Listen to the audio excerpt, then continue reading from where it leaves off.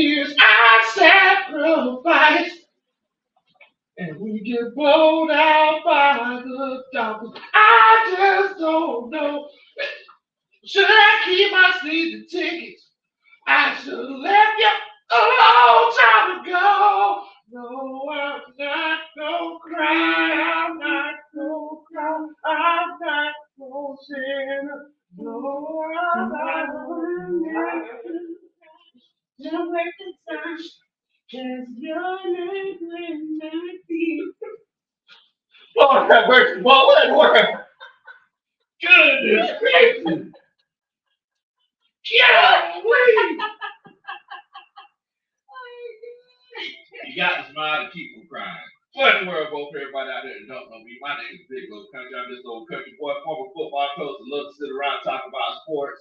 The beautiful and angelic voice that you heard harmonizing with me is my wife, Coach Ronnie. And look at here, together we're going to get through this. And Coach Ronnie, the bishop, has some words of encouragement, some words of inspiration, some words to help us get through this tough situation that Atlanta Falcons fans are in right now. So, Coach, Ronnie, the pool is yours. Oh, well, I mean, I was really put on the spot here, so I just have a couple of words I like to say. I'm not going to preach to y'all, although I know some of y'all didn't go to church and went to the Falcons game today. But in spite of that, I'm not going to preach to y'all. Okay. I am. I like to introduce myself. I am the founder and the bishop of the Greater Metro Rise Up Fellowship House of Prayer. Okay. This is different from any other house of prayer in Atlanta that you may have heard about in the news. We are not affiliated. For those of you that don't know. There you go, tell them. But what I would like to say is that if we would open Good Book. Okay. I got it. Oh my God. Let's turn to Matthew. Okay. Not Mark, not Luke, not John. Let's turn to the first one, Matthew. Okay. You know the order. No. Okay. All right. Oh, somebody's read the Bible growing up. Hello. You can tell. Yes, ma'am. Okay. We're going to turn back to chapter 7. We're going to read about a tree. Now, the Bible is full of metaphors. So when they're talking about a tree, sometimes they're not talking about literal trees. You can put a tree in the place of, I don't know, say, an Atlanta Falcons head coach. Let's say he's a tree, right? Let's see what the Bible says about that tree. Okay. They say a good tree cannot bear bad fruit, nor can a bad tree bear good fruit. So a good one can't bear bad, and bad can't bear good. So then, if we're looking at this tree that we call Raheem Morris, Okay. What kind of fruit does he bear? When he was an interim head coach, did he bear good fruit? Were we winning? You don't have to answer that. Just think about it. Ponder over that. Meditate. Yeah, think about it. Meditate.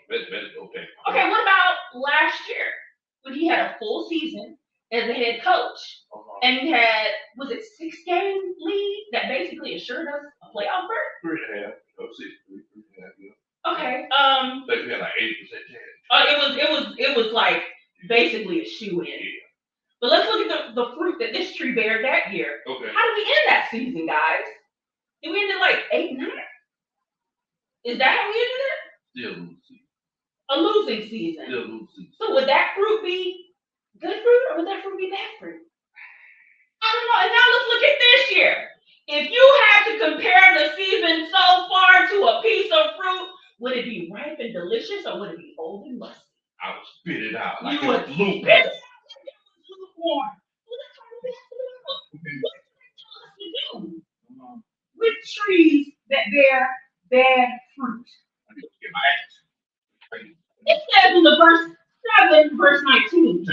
It says that every tree that does not bear good fruit is cut down and thrown into the fire. While we will not throw him into the fire, we will fire him. Hey, ho, ho. Ronnie Ward, you got to go. Y'all heard it.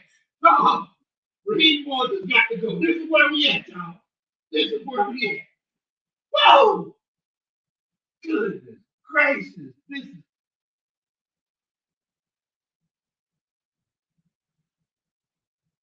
The 1-6.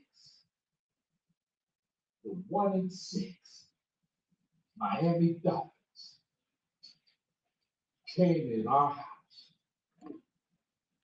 ate our food, drunk the last cherry Pepsi, used the bathroom, didn't flush the toilet, kissed your wife, and left. And they went to Padre and Coach Ash's house with their shoes on. Didn't take none of the free socks and just left. Whoa, this is where we're at. So first of all, y'all know we gotta unpack this like we come back from a long trip because this right here, this. Yes, it sounded bad. Oh, I sound bad? Yeah. Okay, hold on. Wait a minute. Hold on. My apologies. Oh, okay. I see what we got going on. Okay. Can y'all hear me better now? Can y'all hear me better? If you can hear me better, put a 1 in the chat. If you can't hear me, put a 2 in the chat. Y'all let me know. Okay. All right. Okay. I appreciate that. Thank y'all so much.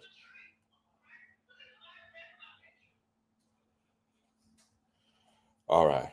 So thank y'all so much. All right. So I still hope y'all got a chance to hear that good word. If we sounded underwater, it was the tears. That's what it was. It was the tears.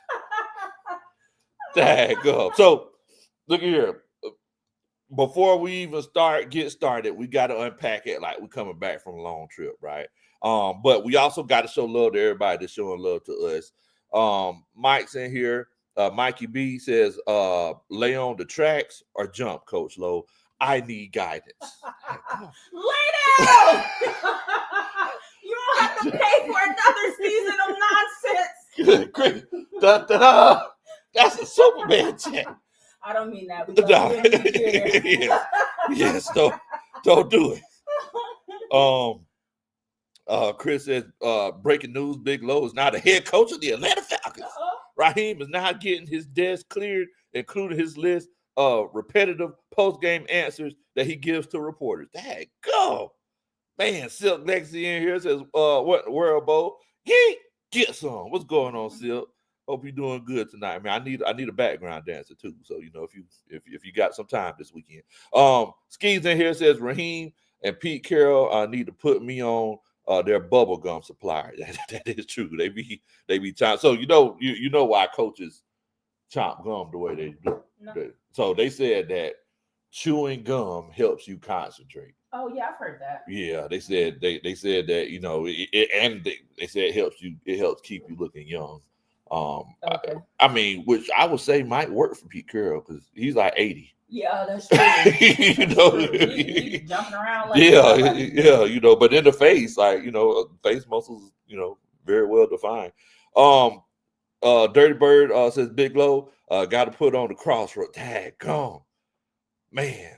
GP Jr. says today was a great day. Yeah, the Saints lost. He's a Saints fan. William Amos says 8 years of missing the playoffs. Derek says what in the world, Bo? We also got another Superman chat in here. Uncle Steve says look at your neighbor and say, neighbor, we need a coaching change. Amen. Hello. hey. Ho. Raheem Morris has got to go. Wait a minute. As long as we keep our heads to the sky, the blackness. Yeah. Optimism. Don't give up and don't give in, even though you never win. We don't.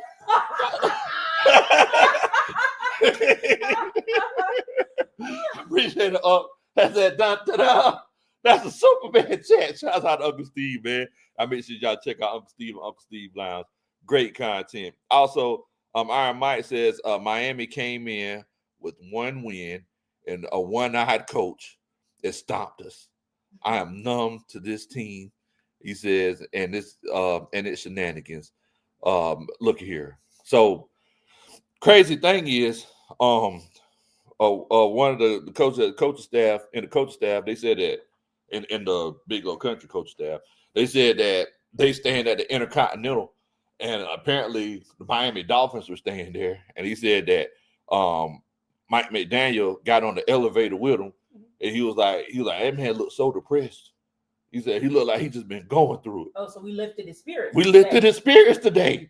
He said he was like, man, he looked so depressed. He's like, I didn't even speak. I didn't even talk to him. I didn't even talk no trash to him or nothing. He was like, I was like, man, I'm in the elevator with the NFL head coach, and I don't even want to talk trash to him. I mean, that's where we're at, guys. Unfortunately, we're in a situation where, we're making. I mean, now at that point in time, the second worst team or the worst team in the NFL, because the Jets won today. They came in and beat us. Coach's Corner says, well, Coach Ronnie, please pray a little harder that Rod gets to go. Daggone. Clearly, the prayers aren't being heard. They're not being heard. Somebody hit up. I'm not the one messing up, so it's got to be the team. Well, look, first of all, for that great word, we thank you, Coach Ronnie, for that great word. And Thank you. I just came up with that. You just came up with that last minute. Yes. Okay. Well, That's that Holy Spirit. Hello. It came out of nowhere. So the collection plate, please pass it to your left. The collection plate is the like button. So make sure, we want to send the great bishop off with our thanks offering. So make sure y'all hit that like button for the great bishop, Coach Ronan, because the doors to the church are open. Padre. Pastor Padre, Deacon Padre, please open the doors. Open the doors. Open the doors. I said open the doors. Not close the doors. Open the doors. I said open the doors. Open the doors. What are you doing? You remember like 3 or 4 months ago, that preacher, he was taking the collection. He wanted to get like $40,000. No, I'm not that. No. But he said close the door. He said close the door. Yeah, close the doors. I said close the doors. We are not associated with that conversation either. So, why you say Mike McDaniel had one eye? Yeah, because he was sick. So he had some sort of infection or something. In his eye? Yeah. So did he have like an eye patch? I couldn't see him, but they said that he couldn't see out of one eye. So literally he had one eye? Yeah. He could still see. He was eating us up. Oh my God. He was eating us up. Oh my God. The man had one eye. Wow. And was legit just put on a coaching clinic against us. Yes, yeah. So, all right. So let's unpack it, guys. And appreciate y'all for putting the ones. Let me know that you can hear me. So it's one of those situations where the Miami Dolphins came into Mercedes-Benz Stadium, and they showed us how to play Falcons football.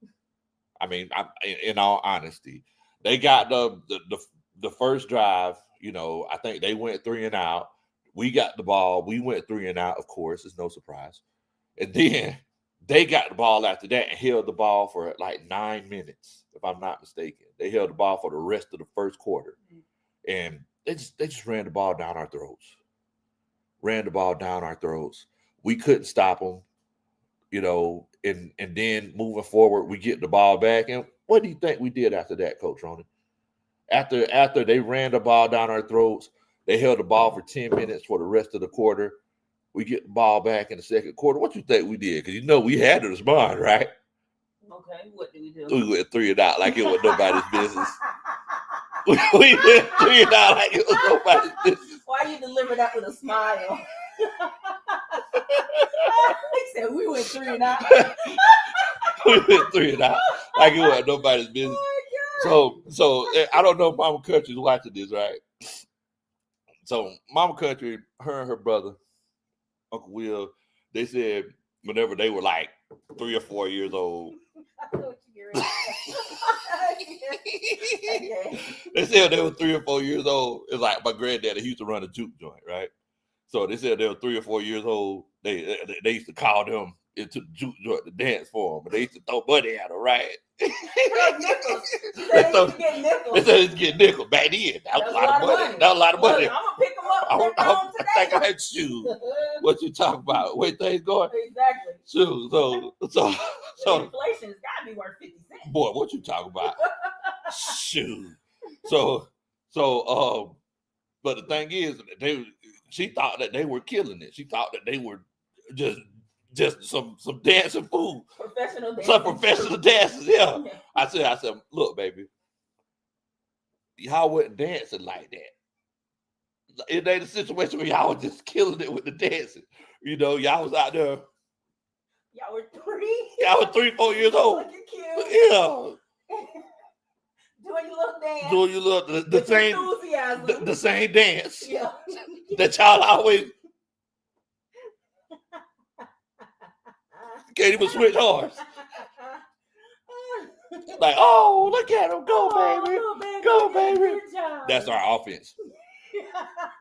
That's our offense. We think the OC like, man, I'm in here cooking. Guess what? I'm going to hit her with another tight end screen. They won't see it coming.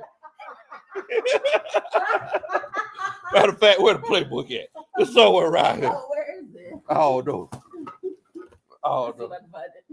But they're like, yo, shoot, we gonna catch them slipping today. Look at here. As of today, October 26th, 2025. I'm gonna go ahead and tell y'all. I'm officially done. Because the fact of the matter is, whenever you have your offensive coordinator on 4th and 7, ooh, call a play. 1 yard. And he says they call over the intercom, they call over the headphones, they be like, hey coach, hey, we need 8 yards. We're in dire straits. And this joker come on here with a straight face and says, I got you.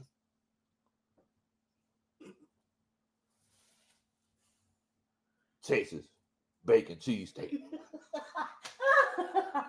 Double hash browns.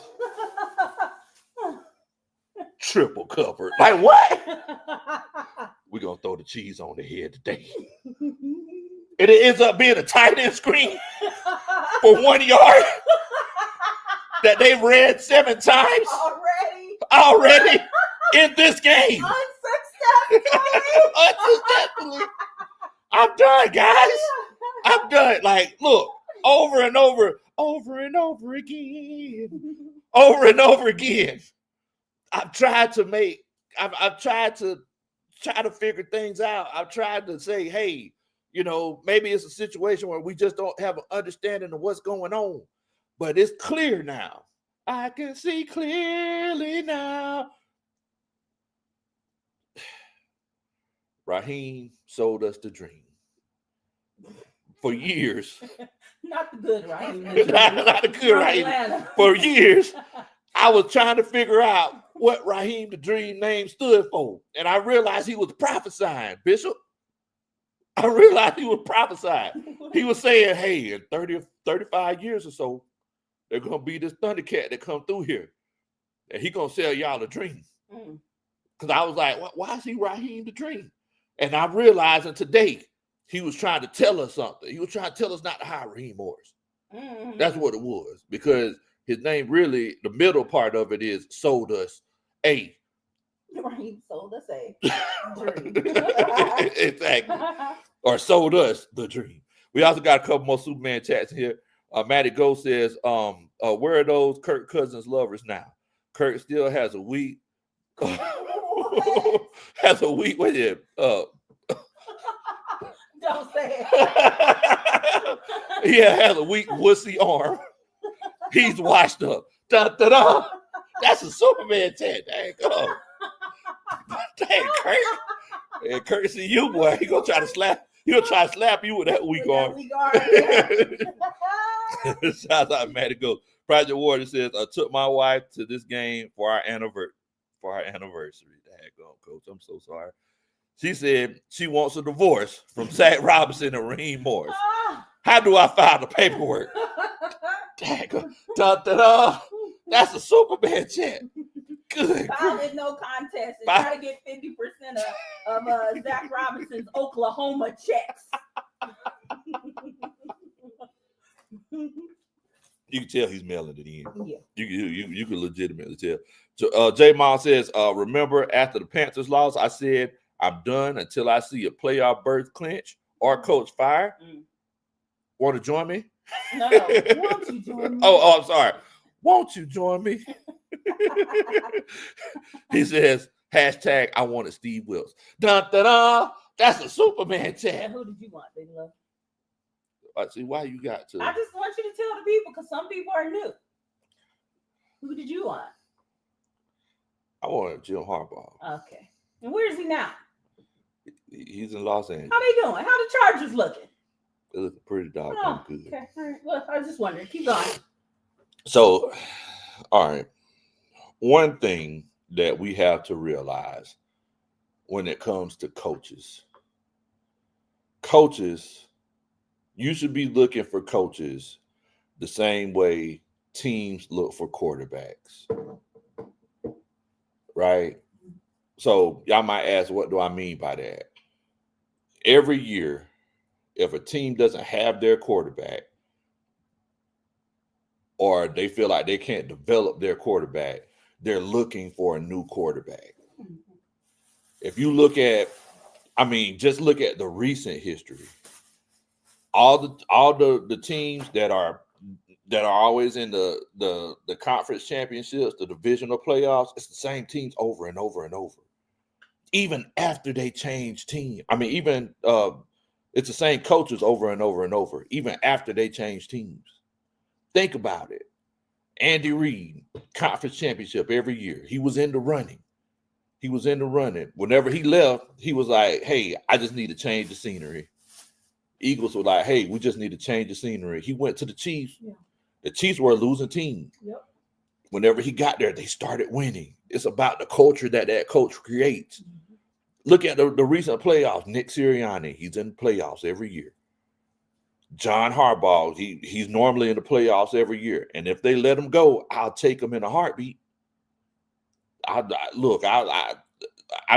don't mind getting the brother. I wanted the other brother, but I don't mind getting that brother. Think about it, guys. Over and over and over again, you see the same coaches and the same teams in that playoff race. Over every now and then, you'll have an outlier, right? For example, I don't know, Doug Peterson. He just had the winning formula in Philadelphia, and they made that Super Bowl run magical. Then he tried to do it again for a couple years, couldn't do it, got fired, went to Jacksonville, couldn't do it. But Andy Reid, he's going to be there. Jim Harbaugh, he's going to be in the hunt. John Harbaugh, he's going to be in the hunt. Mike Tomlin, he's going to be in the hunt. Every year. It don't matter how bad that team is. Right. The team is horrible sometimes, but he still coaches them to a victory. He still coaches them to victories. He's not the liability. No. He makes sure that the players are the liability. You're like, look, I'm going to give you everything that you need to win. Mm-hmm. If you don't win, it's on you. At the end of the day, I'm going to still be here. You ain't. You can't have a situation where any situation in life that you put yourself in, you got to make sure that you're not the liability. So whenever everybody looks around, you be like, dang, Coach Ronan, you got to go. This ain't going to work, right? Raheem Morris has put himself in a situation where it's like, hey, there really ain't nobody else to look at. It's kind of on you, Bo, at the end of the day. We got a couple of clarifications in the chat. It was actually Tua that had one eye. In fact, somebody mentioned that. Oh, Tua had one eye. Yeah, somebody mentioned that one of his celebrations. Oh, yeah, it's a super chat. I'll let you read that. Oh, okay. But it was actually, no, don't have to rush to read it when it comes up. But it's actually Tua that had one eye. So the quarterback that we were playing against was disabled. He did not have binocular vision today. He only had one eye. And ate us alive. Cyclops. Oh my God. Cyclops. Let's see. Iron Mike says Tua literally celebrated by laughing and covering his bad eye with his hand. Y'all, this is that's so embarrassing. Normally they do the celebration. He did the Big John with the eye test outside to you, John. Y'all make sure y'all check John out. He says Miami's Jerry Lewis, nutty professor looking coach. What? Dan circles around our BP Vance looking OC. He says Falcons looking like they on furlough in a government shutdown. Goodness gracious. Dun, dun, dun. That's a Superman chat. That's rough right there, man. That's rough. Also, Mikey, he says the menu is property of Waffle House coach. Uh-oh. Well, look, I'm a Waffle House VIP. So they gave me this menu. They gifted me this menu. Where's yours? Where yours at? You ain't got one at your house.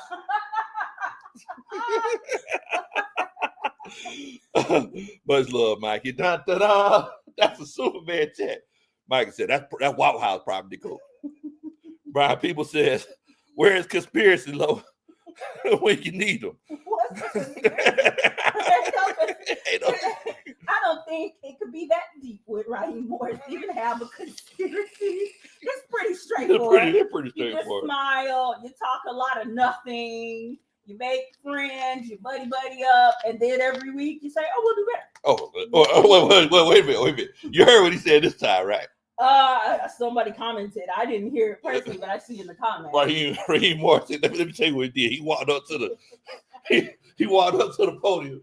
Raheem Morris walked up to the podium like, well, this is the type of league that'll humble you guys. Type of what? League? Yeah, this is the type of league. Oh, he's saying like overall, the league is hard. They're like, hey, you can get humbled any week. Well, guess what? We're not talking about the league. We're talking about a very specific team.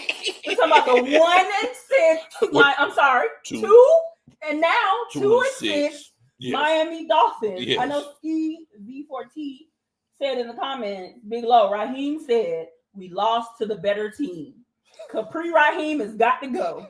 First of all, I think the ladies of the coaching staff have already stated we like a good Capri. We like a little man leg every now and then. But I do have to agree with you. It may be time for him to go. Look, it's time. Yeah, it's time. So I'm going to ask everybody in the chat, because I don't want to be a situation where I'm being unreasonable. Part of the reason why we do these shows later in the evening is because whatever emotions that we have, whether they're high or whether they're low, we can all evaluate ourselves and evaluate our emotions before we sit down and talk about it as a coaching staff. So I want to ask y'all, and I'm not even going to separate it. This is a 2-for-1. Do Raheem Morris and Zach Robinson need to be fired? If you feel like they do need to be fired, put a 3 or a 3 in the chat. 3. If you feel like it's a situation where, there's a reason why they still need to be here, put a 4 in the chat. I just want to know what y'all are thinking. Also, Deacon Padre says, Coach, it's bad when Yuri start canceling flights. Oh, did he cancel a flight? What flight he canceled? Arizona. He not going to Arizona now? Mm-mm. Good, because I told Coach, I was like, yeah, we're not going to Germany. Yeah. They ain't getting $1 from me. Yeah. Absolutely not. Yeah. Absolutely not. We went to London because I wanted to go to London, so I was cool whether we won or lost in London. No touchdown. But we didn't even see a touchdown in London. We are not going. We would only be going to Germany for the game. I don't care what's in Germany. So I was like, no, we're not doing it. I understand completely. Canceling flight. And I had aspirations of wearing lederhosen. Lederhosen. Maybe we'll get another international game. Oh yeah, maybe we'll be under a better coaching system. Based off of tea leaves, we get another one next year. Another international game? Germany. In Germany again? Oh, so then maybe next year we'll do Germany, but we ain't doing it this year. They're not getting $1 from me. Man. We were just in California too. Saw that travesty of a game. Boy, that was nice fans though. Fans were nice though. It was fun. It was a fun experience. Yeah, it was a fun experience. The club was. I'm talking about the club at the stadium, Mama Country. The club was nice. Yeah, the food was good. But the club the night before was even more lit. Okay. Anyway. Raheem. Padre also says Raheem on the sidelines looking like an out of work break dancer needs to end sooner rather than later. Hello, I'll hang up and listen. Da da da. That's a Superman chat. Out of work break dancer. Hey, that's what the man said. You need him like that to the side. He throws off spinning on his head. Cause this is all he doing. He just posing. Word to your mother. Yeah, boy.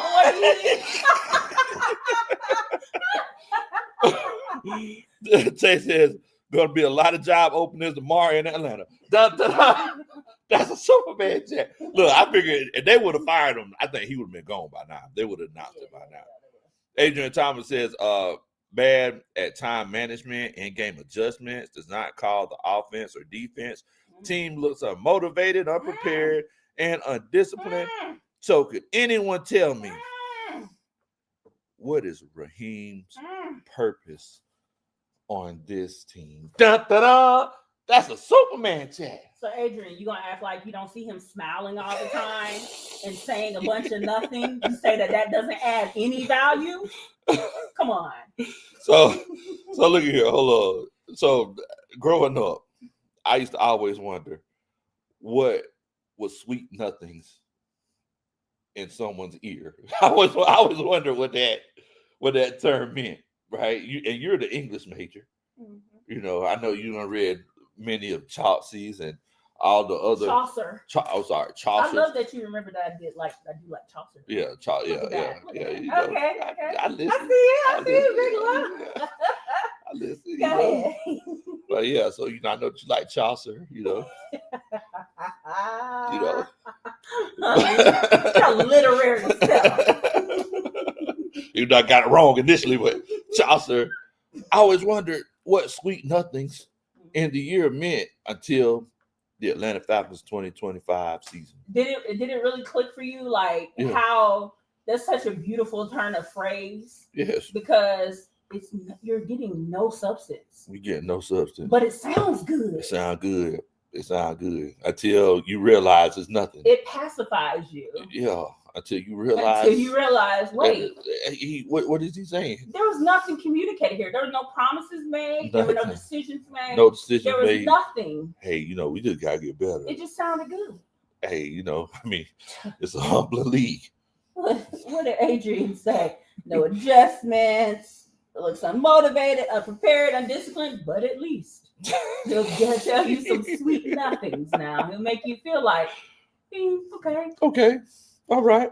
We need to give this fellow another chance. I was like, let's give this chappy another chance. Like, no, Arthur, no more chances. Look here.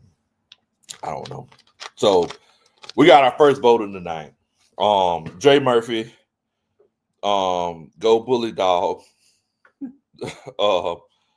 Mikey, C Dub, LJ. I think for the second time we're going to have a unanimous vote. RJ,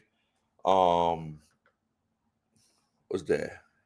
I'm gonna say Keith, Ricky Reese, JT, Sal, Padre. Everybody's giving us the threes. Everybody is agreeing that it's time for Raheem Morris and Zach Robinson to go. David Starks, Ski. Shouts out to Auntie Joy in here.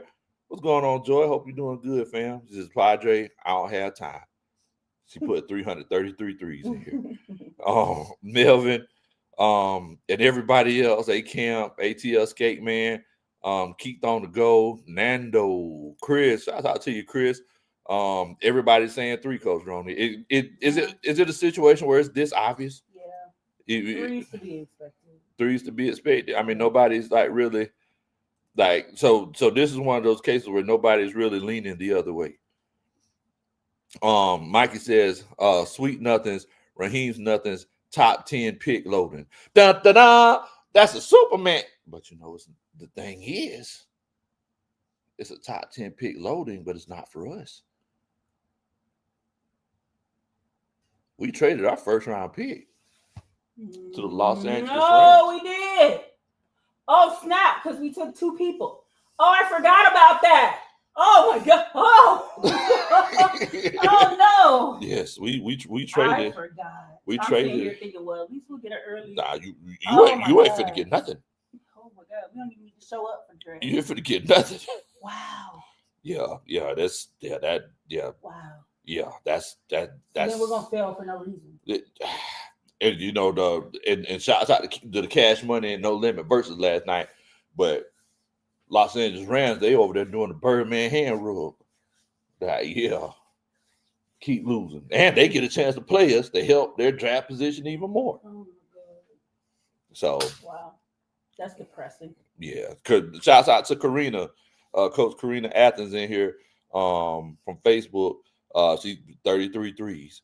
So so look, at the end of the day,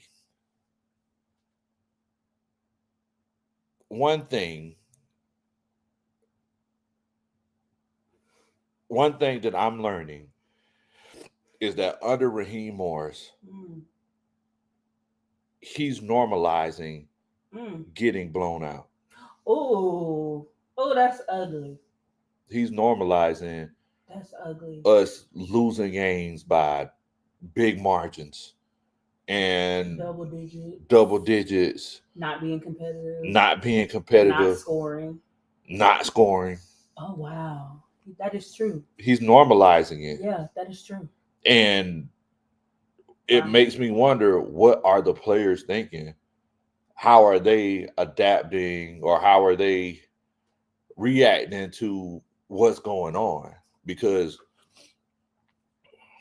as a player, there's nothing that is more disappointing than a coach telling you he's all in, or a coach saying, hey, you know, we're going to make sure that we do what we need to do, and you go all in all off season. You do all the things that you need to do off the field. You eat right. You train separately from the team. Yeah. You make sure that you don't get in trouble.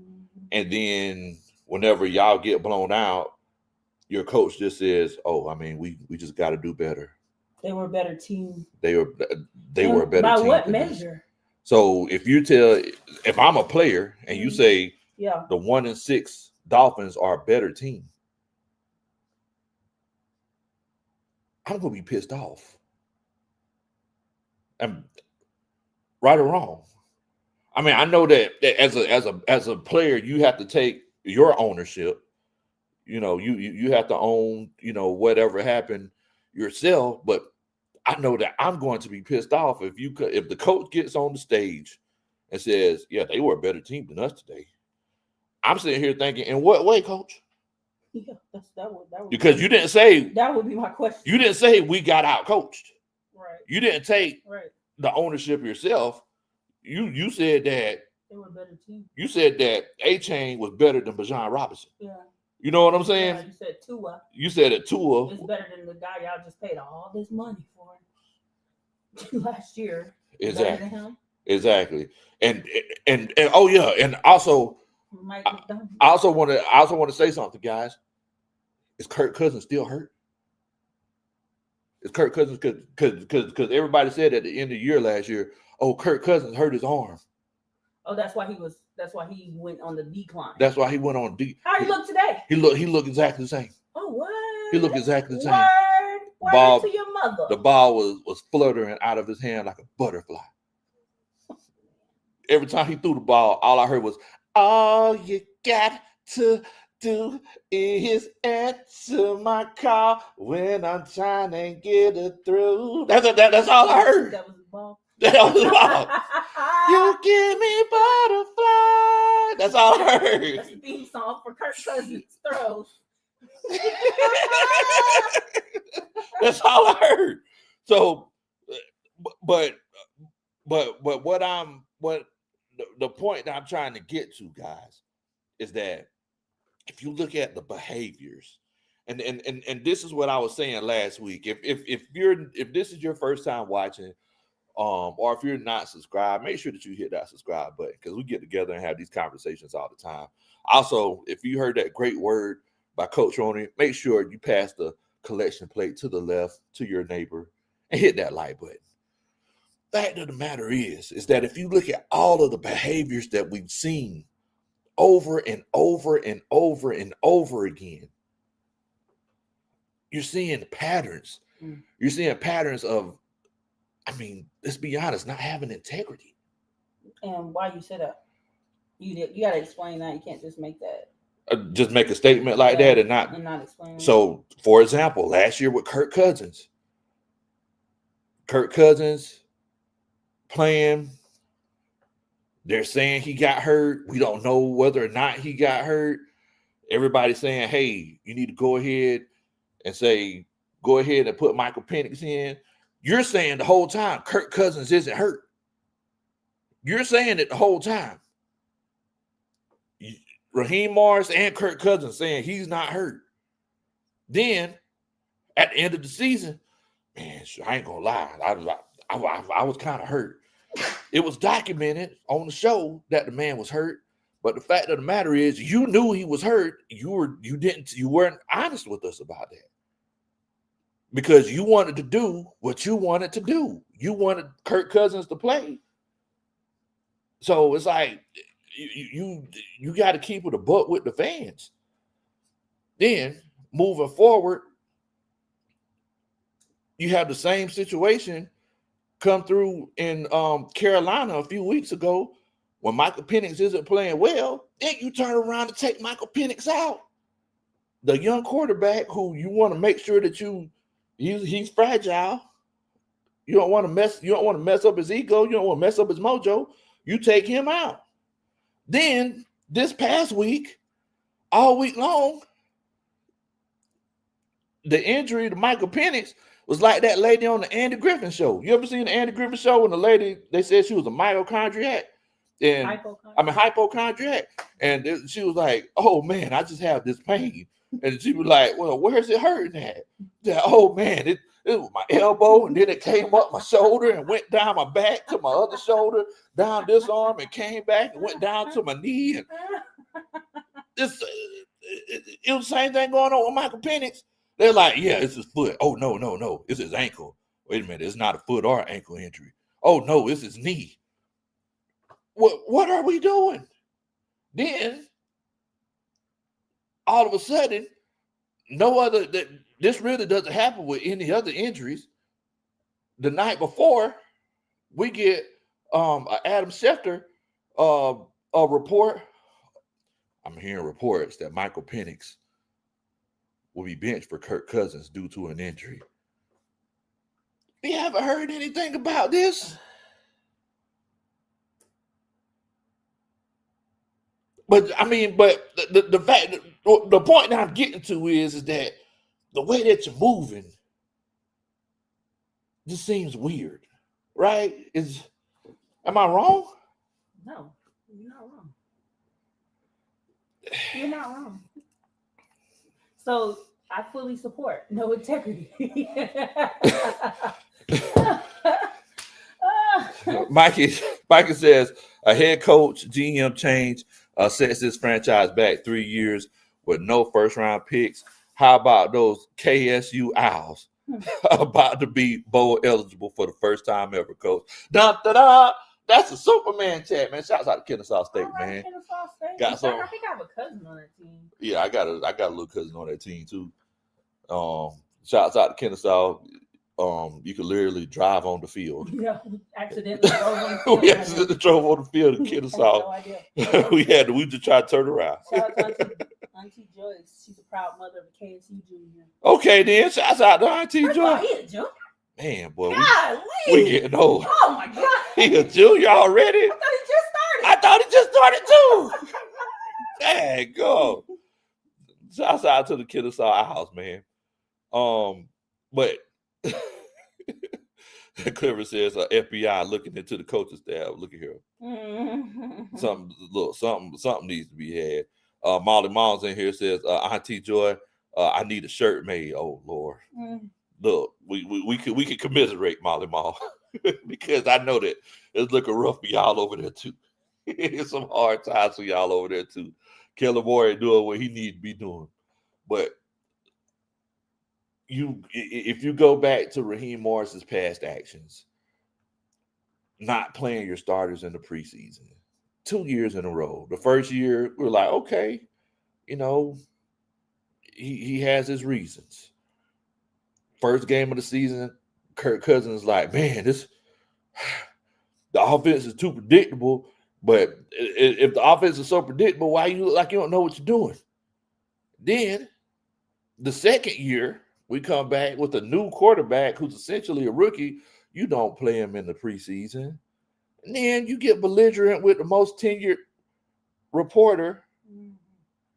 And you really didn't like that. Well, you don't talk to people like that, right? Like you, a few things that you don't do, especially whenever you're in a position, you're in a position in the public where you have to give interviews. When somebody asks you a question, let them finish asking the question before you start answering. That's an obvious sign that you don't want to talk to them and you just want to have the whole conversation over with as soon as possible. Another thing, don't be joking with somebody else while this person is asking you a question, like you're picking on them. You're Atlanta Ledbetter. He's asking the questions that all the fans wanted to know. They want to know, hey, is he playing in the preseason? And if he's not, why not? Right? Yeah. Oh, the preseason. I mean, clearly they didn't need it. He's right. Clearly, well, and the crazy thing is that think about this, Coach Ronan. It's not just Raheem Morris is thinking; it's Zach Robinson's thinking too. Because guess what? Well, he didn't even call plays in the preseason. Himself, yeah. He said everything was good. Yeah.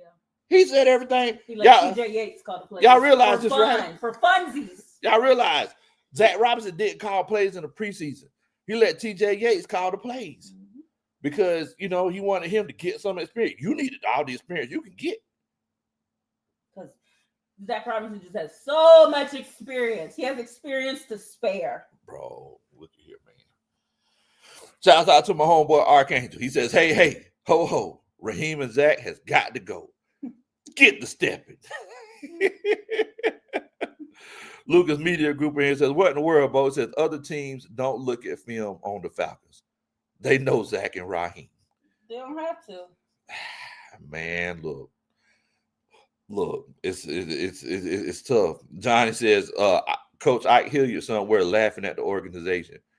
And I would imagine so because they tried to make it seem like he was the problem. Like he was the problem. When everybody was like, wait a minute, what does that have to do? What does this got to do with the wide receiver coach? What? How does this become a wide receiver coach? I'm so confused. Yeah. I'm so confused.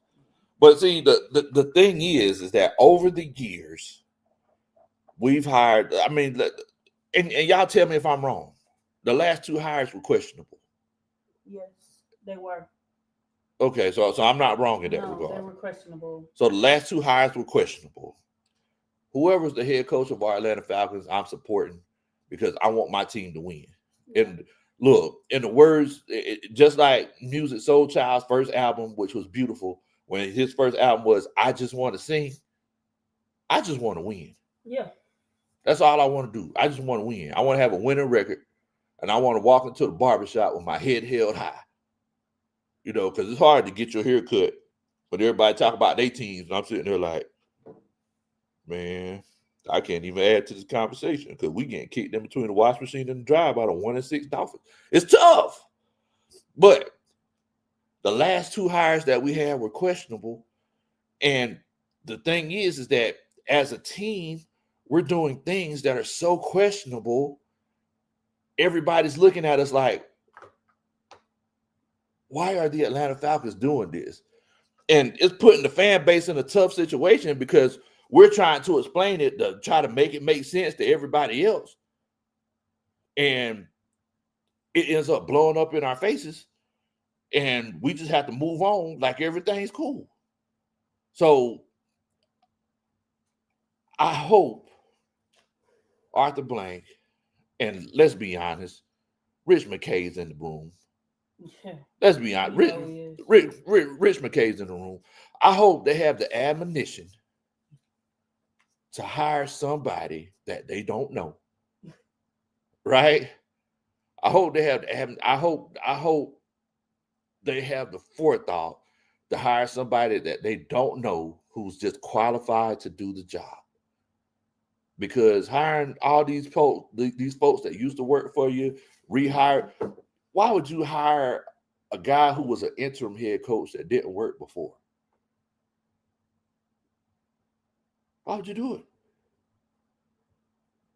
I guess you do it for the same reason you hire your friend's son who's possibly named after you. Because y'all are close. That's a good reason to hire a coach as well. Molly Mom says Raheem Moore is doing the Lord's work. Look here, Molly Mom. So in the Tampa Bay Bucks. Man, look. Yes, so in Tampa Bay Bucks. Ricky Reed says, yes, his last two hires were bad. I completely agree. Rose says, Rich McKay, I heard, was involved in the hiring of the coaches that might be the problem. Since Mike, well, I mean, you know what? I ain't even gonna say since Mike Smith. Since Dan Quinn. Dan Quinn is a really good coach. Dan Quinn took us to the Super Bowl. We just didn't have the talent. The issue wasn't Dan Quinn. The issue was Thomas Dimitroff. I mean, did Dan Quinn do some things that were questionable near the end? Yes, he did. I mean, why those guys didn't jump on that onside kick in that Dallas game, it still makes me wake up at night in a cold sweat. But for the most part, Dan Quinn was a good coach. Mike Smith, really, really good coach. But the issue that Mike Smith had, could y'all imagine if Mike Smith had this talent? I mean, because Mike Smith had this talent offensively, yes. But defensively, if Mike Smith had this talent, y'all know what we would be capable of? We would be multiple Super Bowl winners. Easily. We just didn't have the talent then. Shouts out to Dre. Dre says, I thought I'd never see the day that I would say someone is worse play caller than Arthur Smith. Look, I ain't gonna lie to you, that's the truth. And also, shouts out to Dre. I don't know if you know Coach Ronald. Dre just got married. Oh yeah, I remember. So shouts out, congratulations to you, Dre. Much love to you. But yes, I completely agree. Why did Tavius Mazik send a super chat? I wonder if it was a sticker. It's just a super chat, but there's no content. Oh, okay. Yeah, maybe it must be a sticker. We can't see the stickers, unfortunately. Yeah. So shouts out to you, Tavius, with the 199. Dun da da. That's a Superman chat. I'm sure it was a great sticker. Well, sorry, Superman sticker. That's what it was. Appreciate you, Tavius. Also, Padre says, "Hey, Coach, you have triggered Coach Ashley. Now I got to make sure she don't run up on Raheem or Zach. So thank you." Dun, da, da. That's a Superman chat. I'm sorry. To say that he doesn't think she should. We ain't saying nothing. Also, Big John with the eye test. I'm pretty sure they're going to talk about this whole issue. So y'all make sure y'all check the eye test out. He says, ever since Ike and Ray left, there's been an issue.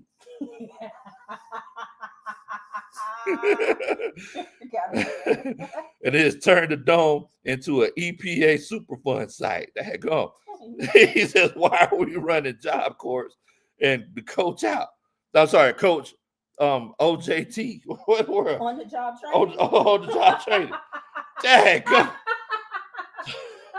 Dun, dun, dun. That's a Superman chat.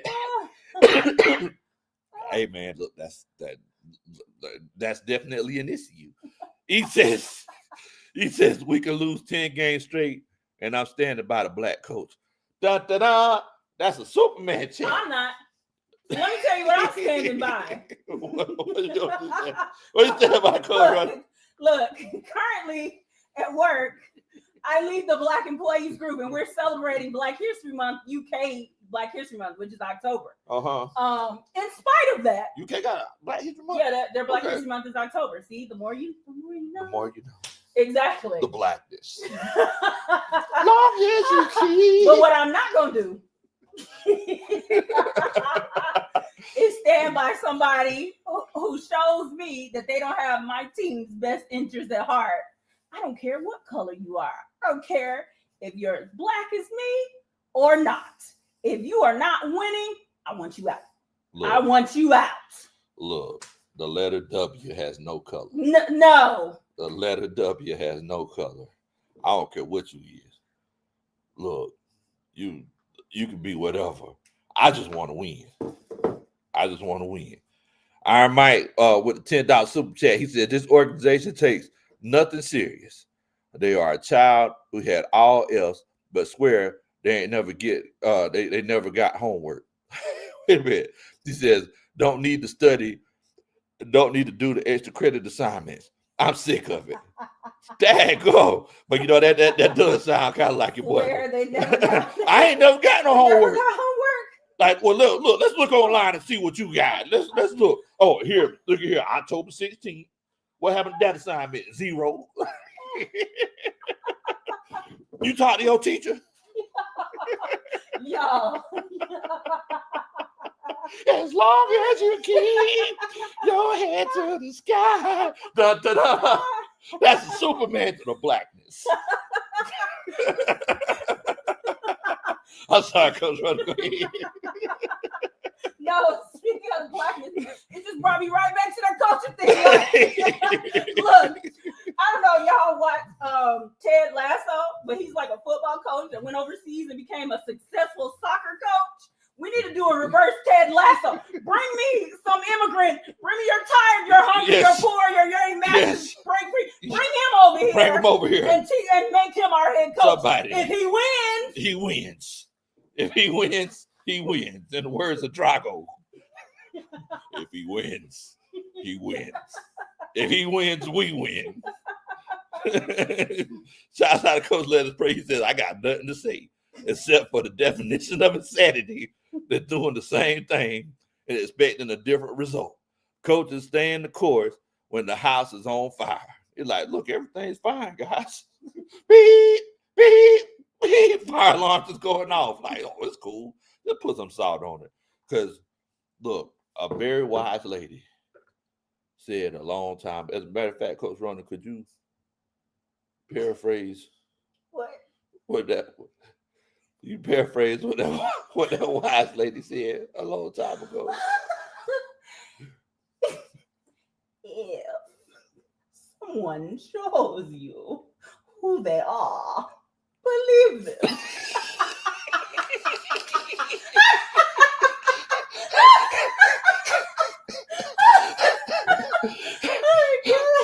Believe them. Yes, you believe them. Oh man. So Ron Johnson, stand by the win. Keep on and keeping on. That's it, Padre. That's it.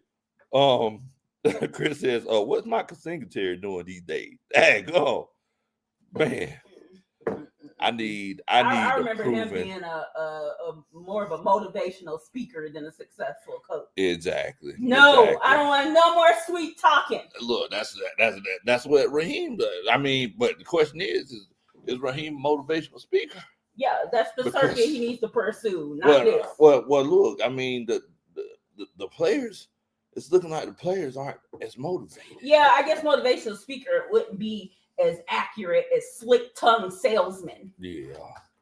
Now, if you try to get somebody to sell you that 2026 Tahoe, right? You know, you call Raheem. Like, look here, man. Let me with no engine in it, but big rims. With no engine in it, but big rims. Mm-hmm. Like, look, man, you talk about get your roll on. Everybody, get your roll on. Everybody.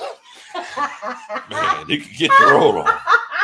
Yeah. Oh, now look, there's 2 hamsters in here on the hamster wheel for the engine, but we're not worried about that. Look at these rims.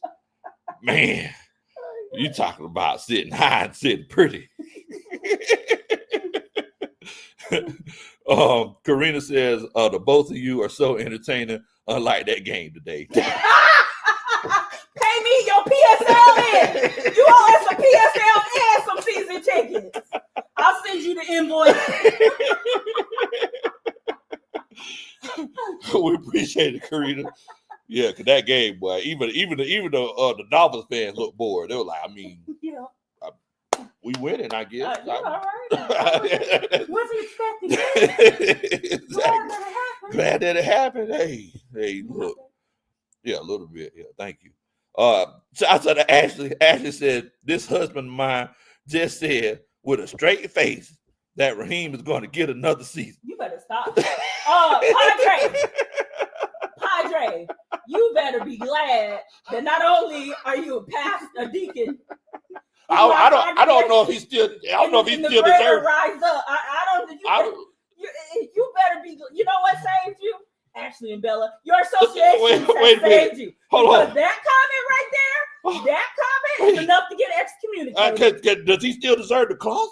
Excommunication. Because I mean, on the line. Another season. We're considering that. 2026. We're considering that. We're going to need the bishop board to review. Boy. The deacon board needs to review. Because no, absolutely not. Man, I can't believe and that got put out publicly. He must be going through stressful times at work. Just saying crazy things. But I don't know what's going on with him. What in the world? I don't know what it look. He must be he been smoking too much food. Ashley, I'll support you during the separation. She said I almost lost my marriage. Oh my God. Keep on and keep it on. Yeah. As long as you keep your head to the sky. Dun, dun, dun. That's all I can do. Yeah. That's so bad. That's all I just try to stay optimistic. The blackness. I'm just trying to stay optimistic, y'all. I'm sorry. Wait, Padre replied to it. He said Arthur Blank ain't got it in him. He did the same thing in 2019 going into 2020. That's it, suspension. Suspended. How dare you spit facts at us in this highly emotional time? Well, so let's ask the coaching staff. Like, let's look. Do y'all think Raheem Morris is going to be back the 2026 season based off of what you've seen so far? If you feel like Raheem Morris will be back, put a 1 in the chat. If you feel like, he's out of here, put a 2 in the chat. Because I just want to know what y'all thinking. Also, do a country boy a favor. Make sure that y'all hit that like button. If you hit that like button for me, I promise you I'll dance at your wedding one day. Dre didn't give me a chance to do that, but I'll make sure I dance at your wedding one day. Shouts out to my homeboy Chris. Chris Carter. He just got engaged last week. Oh, okay. Yes, he was saying he might need my services. Dre, what kind of cake did you have at your wedding? I'm just trying to see what we were not invited to. Well, Dre, you better not say it. Just say the truth. We're not going to tell you what not to say. I just want to know. I'm curious. Hopefully Dre ain't watching no more. Dre, don't say what you had. What kind of cake was it, Don't Dre? say what you had. Because Coach Rhoda crazy. Curious. She crazy about some wedding cake. She crazy. I'm gonna have to go buy wedding cake. Be like, nah, he didn't meet it, Coach Rhoda. He didn't meet it. John says, Coach Rod, he's a car salesman. Molly Mall says he feels like Coach Raheem will be back. Of course, that's what he wants. Dre says 2. He feels like it ain't finna happen. Padre here hollering at Bruce. I see Bruce. What's going on, Bruce? Hope you're doing good tonight, fam. Mariana says 2. He don't feel like he'll be back. College for par says 1. Feels like he'll be back. College for par. Is that a golf reference? If it is, let me know if you swinging them clubs. Big boy Brewski, he says 2. He feels like he's gone. Melvin Emery, Damian Miller, Coach Lisa Shepard, rounds 1. They feel like he's going to be gone that 2026 season. Iron Mike says he absolutely will. This front office is a joke. Don't say that. Don't say that. Well, look, I'll tell you one thing. If they want to keep him here, all they need to do is look at the video that I took in the fourth quarter of the stands. Empty. Y'all, whenever I say it was one of them situations where there wasn't nobody there. It was like a ghost town. This is the easiest I ever got out of Mercedes-Benz Stadium. Because I always stay until the end of the game. I don't care what happens. I'm a diehard Falcons fan through and through. Ain't nothing changing. So, yeah. Silk Legacy, he feels like he's going to be gone. Cindy says he feels like he's going to make it through that 2022 season.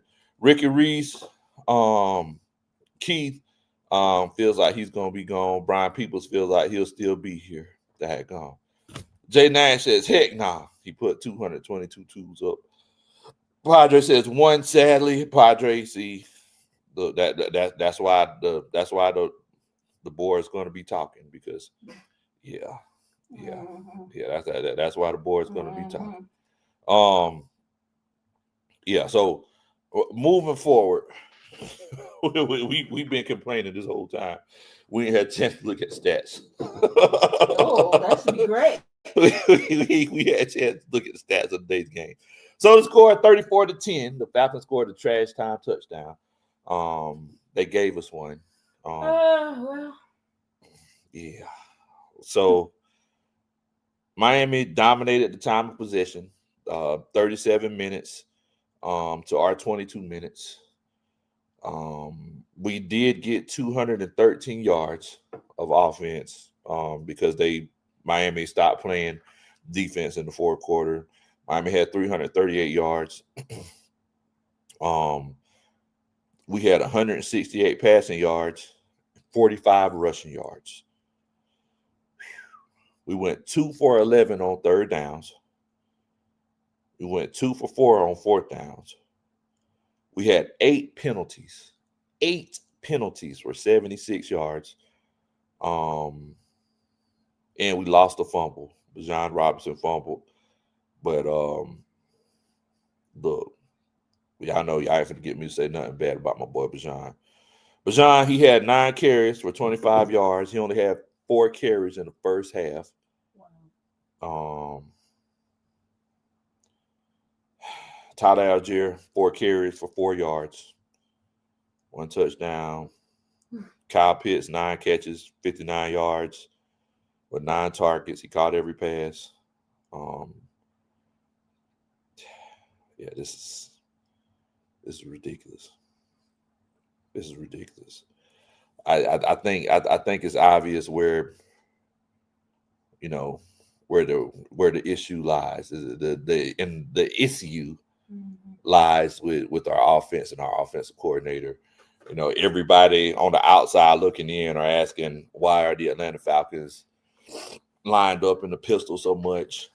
The coaches are saying, hey, everything is fine, but we continue to get blown out. This was a team that was supposed to be a playoff team, but we're not putting out that type of production. We know what we're capable of doing, but I'll be honest with you, Coach Ronan. It feels like the league has figured us out, and the first few games we were we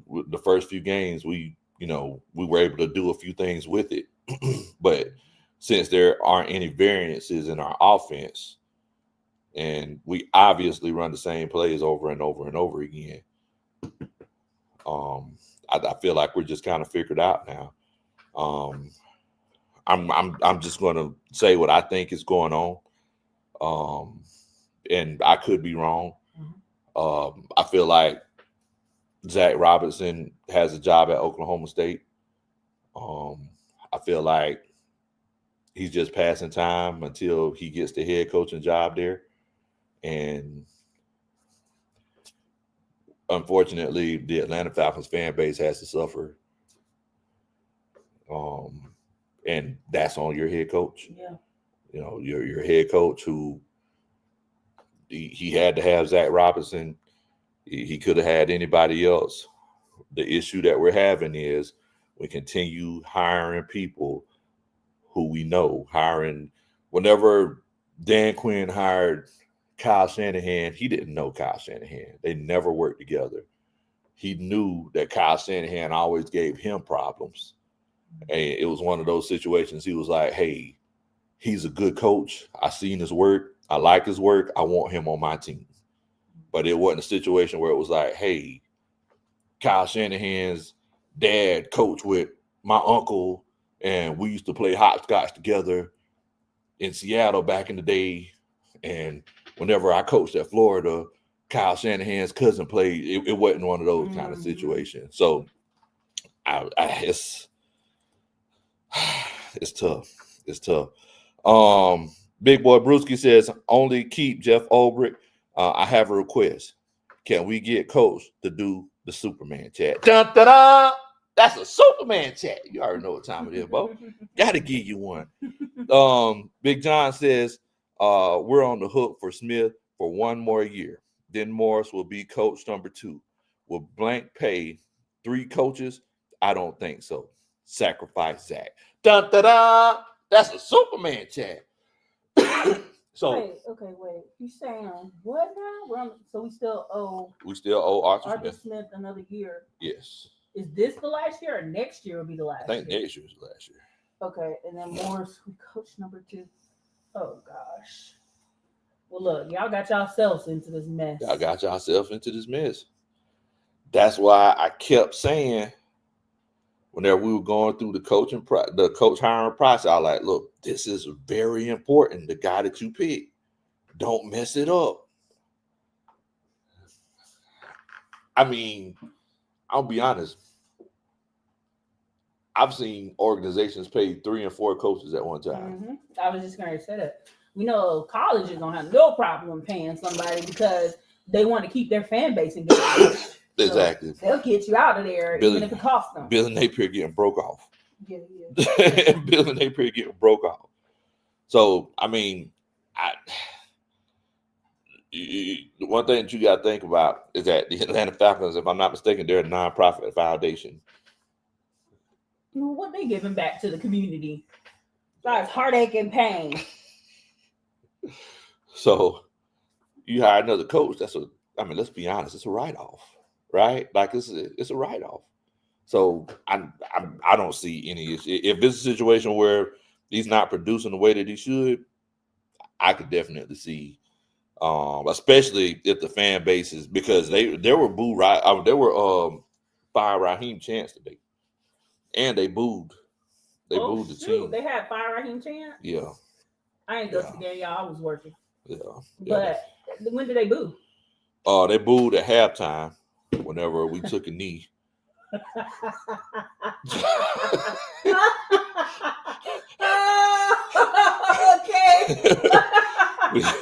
we took. You know what, guys? We're just gonna head into the locker room and come back ready to fight. Let's just take a knee. Don't even try. Just take a knee. Boy, but when we get back out here, boy. When we come back, baby. Oh boy, it's about to go down. Raheem, what you say, dear? Word to your mother. Whoever said he looked like a break dancer. Was it Padre? Unemployed break dancer. Unemployed break dancer. My God, that was accurate.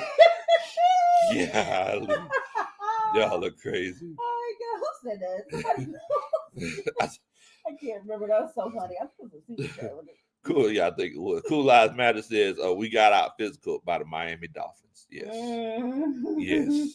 Dun, dun, dun. That's a Superman chat. What is Shaka doing back there? He's just mad at Raheem. Coach Willie Doc says, I used to think you and Coach Ronan was too hard on Arthur Smith, but y'all kept the same energy for Raheem. Thanks for being fair and consistent. Oh, my goodness. We're like Fox News. Fair and balanced. No, we ain't. Da, da, da. That's a Superman chat. We're like those people that say, I don't see color. Like I said, W's have no color. I don't care what color he is. Ashley said they ain't giving back no wins. Exactly. That's true. They're not giving back wins. This nonprofit organization is not giving back wins to the community. Good night. Look, I think they're giving back an opportunity to explore yourselves emotionally, because that's to really challenge your level of commitment. Yes. Molly Mall says heartache and pain, sunshine and rain, whatever, joy. Man, the crazy thing is we ain't heard from Molly Mall. We ain't heard from Molly Mall all season. How the game go today, Molly Mall? How the game go, Molly Mall, y'all? How the Saints do today? Man, I know they got a win, right? I know they did. Chevy says they booed more than once. They booed when the special teams was messing up. Man, they were booing. And you're right. They booed multiple times. It Coach Ronald, whenever I tell you the energy in the bins was, I know they booed whenever we threw that tight end screen. Which one? On four. Which one? It was the same one. It was just at different times. The same one. It was the same one. Same screen. Same screen. But yeah, I mean, at the end of the day, it was one of them situations where whenever we ran the tight end screen on 4th and 8, they booed because it was whenever it was 3rd down, I didn't even get excited. I was like, okay, so we're finna punt. That's legitimately what happened. Or the Padres says Phil Franks needed behind. Well, yes. Somebody else shouted out to Felipe Franks earlier in the chat. Yeah, he had 2 penalties on special teams today. He was like, oh yeah, Danny Ford Johnson also shouted out to Felipe Franks. man. Brian People says, back to life, back to reality. Yeah, I mean, look, at the end of the day, we're in a situation where we got to figure out what we're going to do. I feel like you have all these injuries. Jesse Bates left the game early. Drake London, Hilt said that he wasn't going after going through the walkthroughs, and we hadn't heard anything about him being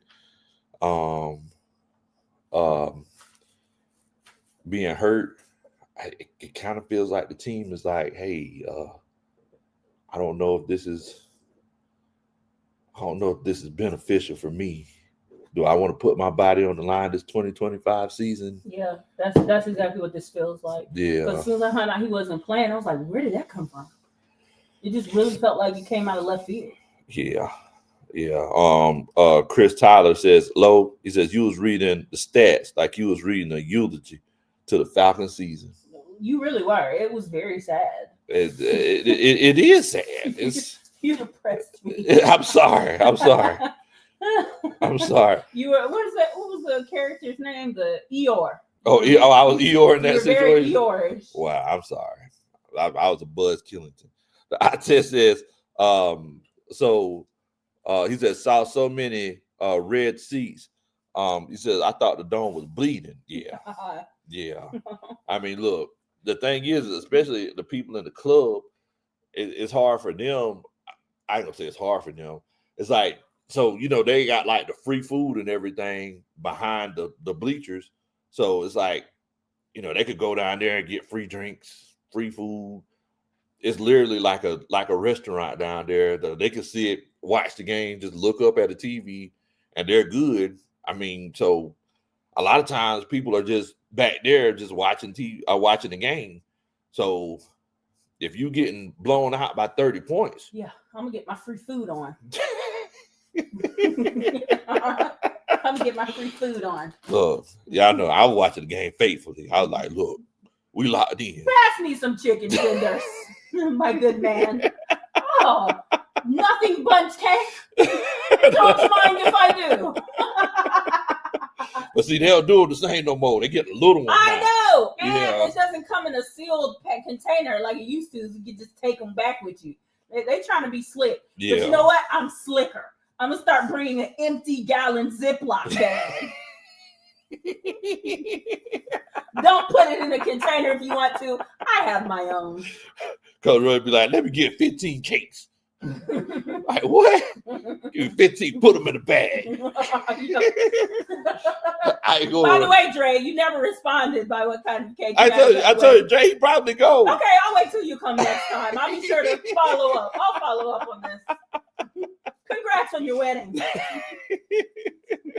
Since I told you, she wasn't gonna forget. Kel says, someone tell Zach preseason is over. It's okay not to use vanilla plays anymore. Hello, dun, dun, dun. That's a Superman chat. God, look here. I wish somebody would tell Zach that preseason is over, but unfortunately, like I said, I kind of feel like Zach is mailing it in. I feel like it's one of them situations where he's thinking, "Hey, toward his next position. I'm looking towards my next position." His coaching staff together, not so much worried about his current coaching position. Exactly. And that, to me, that's also why I don't like coaches that let their assistants or whatever interview for other positions during the season. I don't believe in that.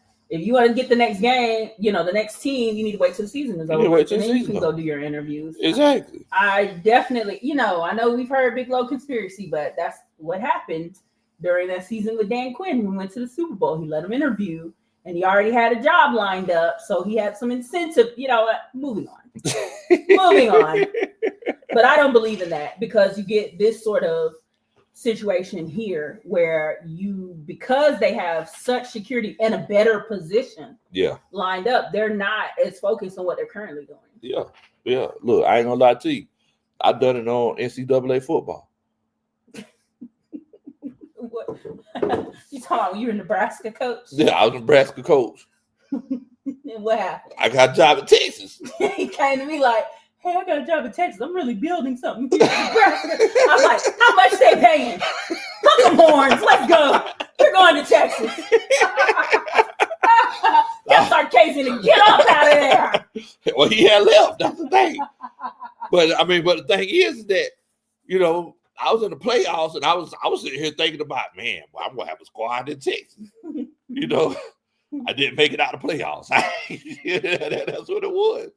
And it's a situation where, at the end of the day, Zach Robinson, he's getting a chance. Well, he might be getting a chance to be the head coach of his alma mater where he played football in. Do you think he's really worried about the Atlanta Falcons? Right. Head coaching position is, that's not SEC, right? Nah, it ain't SEC. Big 12. Yeah. It's not SEC. Well, still. Yeah. Power 4. Power 4 conference. And he gets to be the head coach. You think he worried about being the offensive coordinator for the Falcons? No, he's not. Especially when everybody's trashing him. Right. Everybody thinks he's trash. So he's probably and I'm sure they would appreciate the pistol over there just fine. Yeah, exactly. Bang. Definitely. I do need y'all. Y'all know what I would appreciate? I would appreciate if you hit that like button. If you hit that like button for me, I promise you, I'll dance at your wedding one day. I see that we got 200. Somebody said earlier we had 200 and something in the chat. Y'all could hit that like button for me. I would definitely appreciate it. And look, it's a situation with shows like this. I guess it's one of those cases where we could talk about. We need to talk about. I guess everybody's having feelings, so we might open it up so everybody could kind of tell us how they feeling about the situation, and so we could kind of move forward and move past. So Ghost Peppers put up a suggestion. What's that suggestion? He said that it wouldn't be my first choice, but Saleh with Ulbrich as DC and McDaniel as OC would be a significant upgrade to what we have now. I would love it. I actually kind of like it. Yes, I would love it. I would love it. Ulbrich at DC, Saleh as your head coach. Then you got McDaniel as OC. Yes, 1,000 times yes. Let me have it. I like it. I love it. I want some more of it. Yes. Look, I mean, once again, seldomly do you see a situation where you have a new coach that'll come in, especially a first-time coach that'll come in and he's a mainstay, right? Dan Campbell, he became one of those guys. He's one of those guys now he's always in the race to be in the playoffs. But that seldomly happens. Even Bill Belichick had his first coaching job, didn't work. Then he learned how to cheat, and he won a lot of Super Bowls. Exactly. So, I mean, it's one of them situations where you got to kind of figure it out. Also, we got another Superman chat from Craig. Craig says, putting in this offering plate to hire an attorney to get Ra and Zach fired and sue for emotional damages. Dun, da, da. That's a Superman Because chat. what Denzel said, I'm leaving here with something. I'm leaving here with something. I get it. I'm from Emotional right away. damages, I like it. Yes. I like how you think, Craig. Yes, I'm leaving here with something. I'm leaving here with something. Wait, hold on, wait a minute. Teflon Raheem. What? Wait a minute. Teflon Raheem. What? Wait a minute. What's going on? Teflon. Can't touch this. Can't touch this. Can't touch this.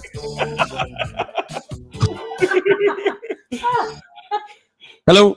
What's going on, everybody? Teflon Raheem. How you doing?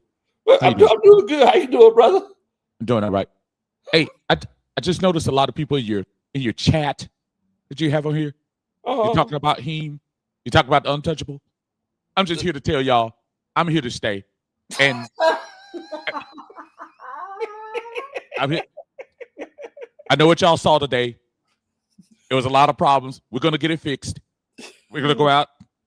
I'm gonna get it fixed. I'm gonna look at everything up and down, left and right, side to side, round and round. We're gonna get it fixed. Wait, is this a song? Hold on, wait. I see what you're talking about. That sounds. There's a little funny there, right? Big Low Country, right? You're a comedian. Is that what you are? Matter of fact, if you could just go on mute 1 second, I'll talk to the Falcon fans in the chat. Listen. Okay. Listen. I'm sorry. Listen, I got rid of one coach in the offseason. I can't get rid of two. And then I'll look pretty incompetent. Wait a minute. Bring it both of them in. Wait a minute. You already have got rid of two. Yeah. Okay, I hear you doesn't count. So, but wait, by your standard, getting rid of two makes you incompetent.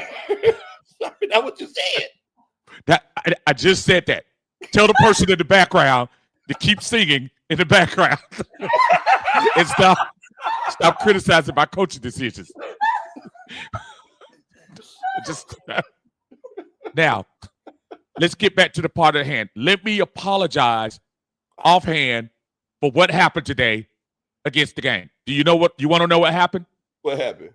We didn't have swag. We didn't have attitude. We didn't have what it takes. Okay. We did. That's what it was. Wait. Yes. So... And we didn't have Ray Ray, which really hurt me. Speaking of which, I just downloaded Ray Ray's new rap single. To hell with you, Reem. Something like that. Something. I didn't know what he was talking about, but I got one just to show him. He's a good guy. But hold on. But you got rid of Ray Ray, so I still support him. He's part of the team. He was part of the team. I just had to get rid of him. You know how that goes. Now, I just got a minute, and I talked to Zach a few minutes ago. Zach, no, not Zach Robinson, Zach Morris from Saved by the Bell. And he told me that he would come in and he could do a better job coaching the team. Him and Slater are coming. Slater coming too? Yes. Dang, Him and Slater are coming. They're going to coach the team for me. That's what's going on. So I really did. I shook hands with Mike McDaniel. Uh-huh. Told him, I said, great job. Great job. You're great, Gan. You had the better team today. We were humbled. I'm bad. Wait. Bad, good, bad, or bad? Oh, bad. Michael Jackson bad. You know, I'm bad. That kind of bad. Okay. Yes. So I'm going to take some questions. I was tired of listening to D-Led today. You have any questions for me, sir? Man. Raheem. Look, hurry up. I might get fired in the next hour. I need you to hurry up with the question. Well, I tell you what. The first question I have for you is, why do we keep running the same plays over and over? Listen, practice makes perfect. And if you run the same play 50 times during the game, there's a 100% chance on the 51st time we run it, everybody else knows what we're doing. So wait, we practice in the game? Yes. But we didn't practice in preseason. What other times you want us to practice? So why didn't we practice in preseason? Because we didn't have to start. Are you watching the game? Are you a Falcons fan? Don't you know my philosophy? I don't play everybody in preseason. Who are you a fan of? What's Falcons? Who are you?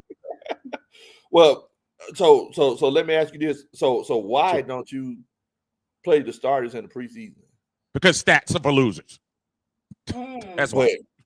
But stats aren't recorded in the grand scheme of things for the preseason. Are you paying me for my knowledge of football? Or are you paying me for being someone who can just talk really well, really fast, and quick enough to where you don't know what I'm talking about? B. Y'all really. Wait a minute, we're paying you.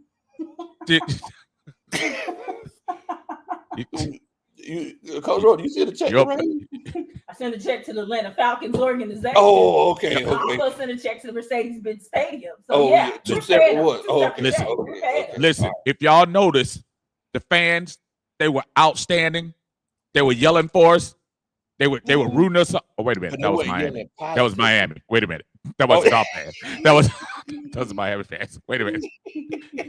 Wrong game. Hold on. So, listen, I just want to ask the people in the chat right now, and I want you to be honest with me.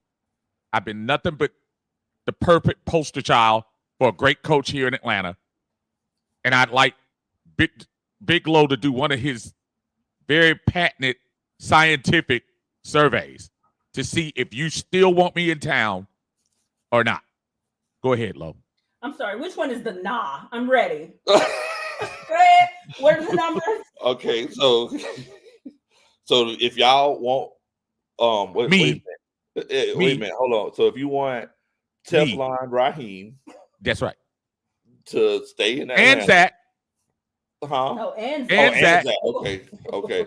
So if you want Teflon Raheem to stay in Atlanta, put a 3 or a 3 in the chat. If you want to keep him in Atlanta, put a 4 in the chat. Like, so if we want to get rid of Raheem and Zach, it's a 3. Yeah, it's a 3. All right, I got you.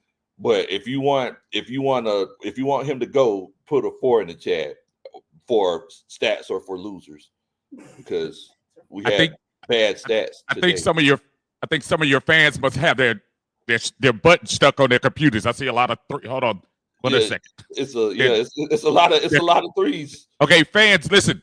Blow out your little keyboards so when you're hitting the number, it doesn't get stuck. I don't see anything but 3s. Raheem, most people are on their phones. Oh, yeah. Okay. They're touchscreen. Oh, is that what it? Okay. Well, listen. I'm still on a BlackBerry, so let's not judge. So, who is it? Now listen. I'm looking right now. Before Arthur sees me in the room, he didn't give me a good look last time. Listen, Falcon fan at the bottom. the one with the Star Trek looking monitors behind him. Listen, what do you think my chances of staying around? I want you to give me your honest assessment of how I've been for the last few weeks. Honest. Oh, wow. Mr. Raheem, it's nice to meet you, sir. Is no comment an option? Is no comment an option on your? Wait a minute. There's a couple of fours. Hey, see, I think they got confused because I think at some point we said if you don't want him, put a 3, and then also if you don't want him, put a 4. So I think we kind of said the same thing for maybe. I don't know. I think that was maybe that was like the only option in my mind. Their understanding. Yeah. But in all honesty, Coach Raheem, look, you are a great speaker. I enjoy your press conferences. I think you definitely have a future in politics. Awesome. Check your Cash App.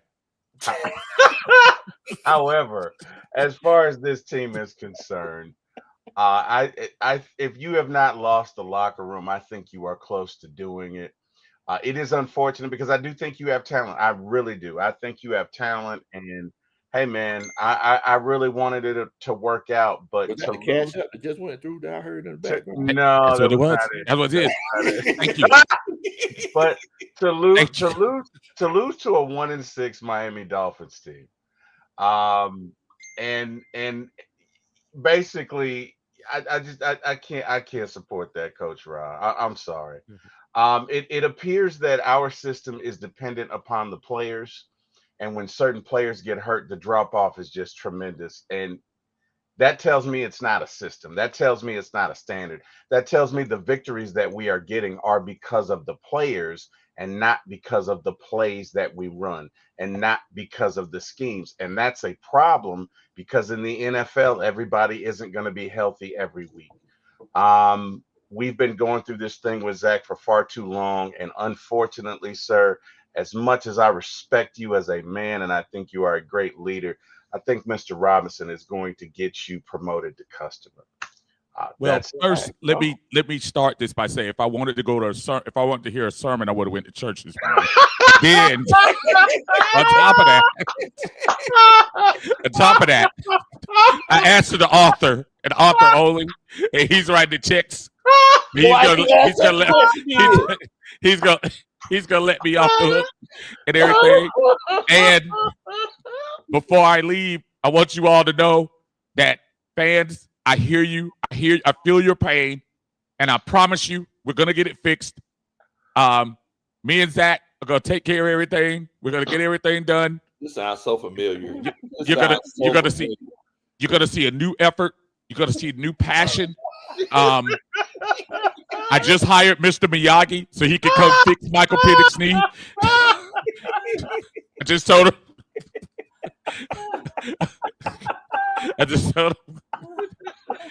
We should have called him last week. But listen, Mr. Lowe, I'm going to leave right now. But I'll leave just telling the fans, especially those who think I shouldn't be here, that I'm here to stay. And you can't touch this at all.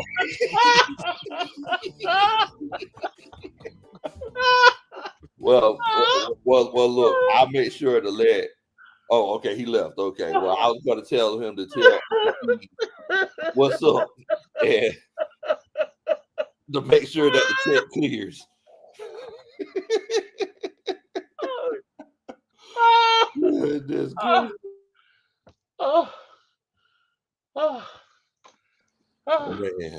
T. Will. Oh man, yeah. What's going on with you, man? Hold on, wait a minute. We got a Superman chat from Coach Rody. Coach Rody. Coach Rody, what is this? The square root of 9.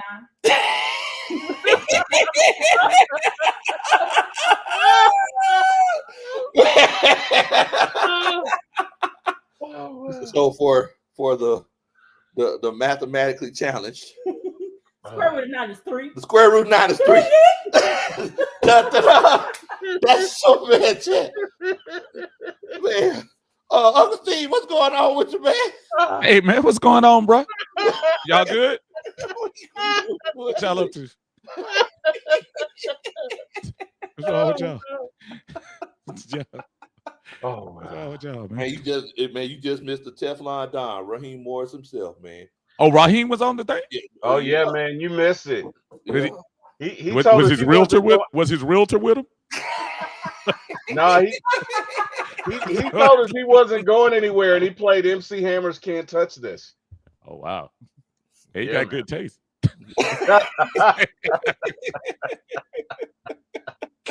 Oh wow. Oh wow. Oh my goodness. Man, Jermaine Simmons says getting it fixed. How exactly? So I really wish we could have asked Teflon Raheem, RJ Teflon Raheem, the political leader, how he would have got it fixed. I really wish we could have figured that out, man. Man, I wish I was online. I could have heard. I'm telling you, you just missed them. Just missed them, huh? I always come on late. Dang, I'm telling you, man. I'm telling you. I mean, so look, I ain't really had a chance. T-Will, I talked to you for a little bit earlier, but I know we were texting during the game. How are you feeling after this? Because I remember last week you said that there's a lot of football left. You said that we were 3-3, and there's a lot of football left. I don't know if you've seen my show, but I said that could be a good thing or a bad thing. I absolutely watched when you said that. I did. How are you feeling moving forward? I'm never afraid to say when I'm wrong. Hey, same here. Same here. So, look, somebody was saying earlier today, and of course you go naturally by the numbers, and you say Carolina 30-0, worst loss of the year. But to have a 1-6 dysfunctional team come into your stadium and you not even show any type of life, and forget that little Rudy Poo touchdown at the end. It's really, it's embarrassing as a fan. It's embarrassing it should be embarrassing as an organization. And I'm telling you, Lo, and I said it earlier on my show, if you're taking this seriously, you can't walk into Flowery Branch tomorrow morning and not have somebody, either Zach, Raheem, or both, out of here. Not for the fact of firing people, because I'm not big on the let's fire everybody thing. Me and you gone over that before, Lo. I'm not big on that. But the stench of that loss today will permeate. That's gonna resonate for a long time. That's gonna hurt. That's gonna hurt. As we were talking about during the text today. Yeah, that was rough. That was rough. I'm gonna be honest, and I don't know if y'all agree with me or not. That loss was worse than the Carolina loss. Yeah, 100%. And it's so funny because T-Will, I had the pleasure of dealing with Down and Out Low when we went to Charlotte, and we had to endure that. And it was hot that day too, wasn't it? Oh, it was hot. It was burning hot that day too. And we had to deal with that. And I'm saying, even in the cool climate, that we had a climate that was set for us today, inside, perfect. I'm telling you, that was worse today. Yeah. And when they booed T-Will's favorite quarterback, Kirk Cousins, when they booed him after they went to the 3 runs inside the 5-yard line, I just said to myself, you've lost everybody. You've lost them. I forgot all about that part. I forgot. So whenever, because they ran it, Tyler almost got the safety. Tyler almost got caught. And then we sneaked it, and it's crazy. We sneak it on 2nd and 11. 2nd and 11. So you said, so think about that message that you sent right there, Lo. And the score was only 7-3, right? Or was it? I think it was 10. I think it was 10. Was it 10? Okay. Yeah. So 7-3, 10-3, same scenario, one score. You're basically telling the other team, oh, hey, man, we can't do nothing inside the 5. That's basically what you're telling them. Yeah. You went to Tyler Algier almost getting caught, to the best play in the book was a Kirk Cousins sneak, to let's send Bijan there for the also predictable run through there. Run up the middle. Play. Yes. And that's the message that they sent, man. That's the message that they literally said, hey, we it's a situation where we're not confident in our play calling ability. Right. We also got another Superman chat. Shouts out to Big John. He says, it's ridiculous. We are the best get right team in the NFL. If there's anything wrong with your team, play the Falcons. We'll help you straighten it out. Dun, dun, dun. That's a Superman chat. Oh, wow. Shouts out to John Higgins. T. Will, what you think about this loss, man? Lo, I today I was speechless, man. I was absolutely speechless. I knew that it was going to be a challenge when Penix was out. I knew it was going to be a challenge when Drake was out. But this team played uninspired. This team was unorganized. How do you not know what routes to run on an audible? Kirk was calling audibles and not one receiver. Or I'm not going to say not one receiver, but David Sills and at least one other didn't know where to go. He's arguing with Zach Robinson on the sideline. It's 3rd and 2 when you're doing the stupid, let's run out of the pistol. I just, at this point, I think Raheem has lost the locker room. I really do. Locker room? Yes, I do. There's no way Jesse Bates is going to sign here. Would you? There's no way Jesse Bates is going to sign here. Good luck keeping anybody. Okay, this is a 1-6 team. 1-6. They have one receiver, Jalen Waddle. They have one receiver.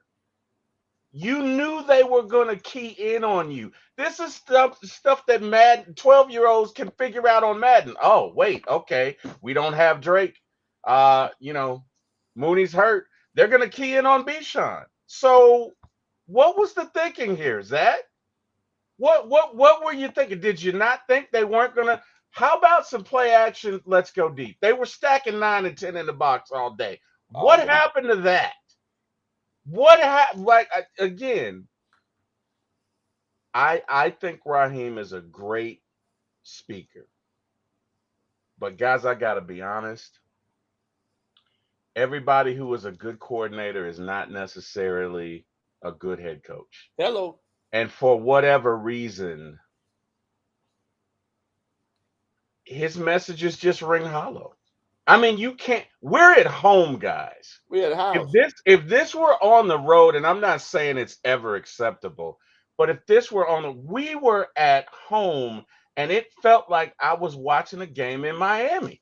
We were at home. You should have been out there with Uncle Steve. We came out. If you felt like you were watching game by Miami on TV, you should be over there where Steve was at. But they was over there getting crunk. Oh, we came out so flat.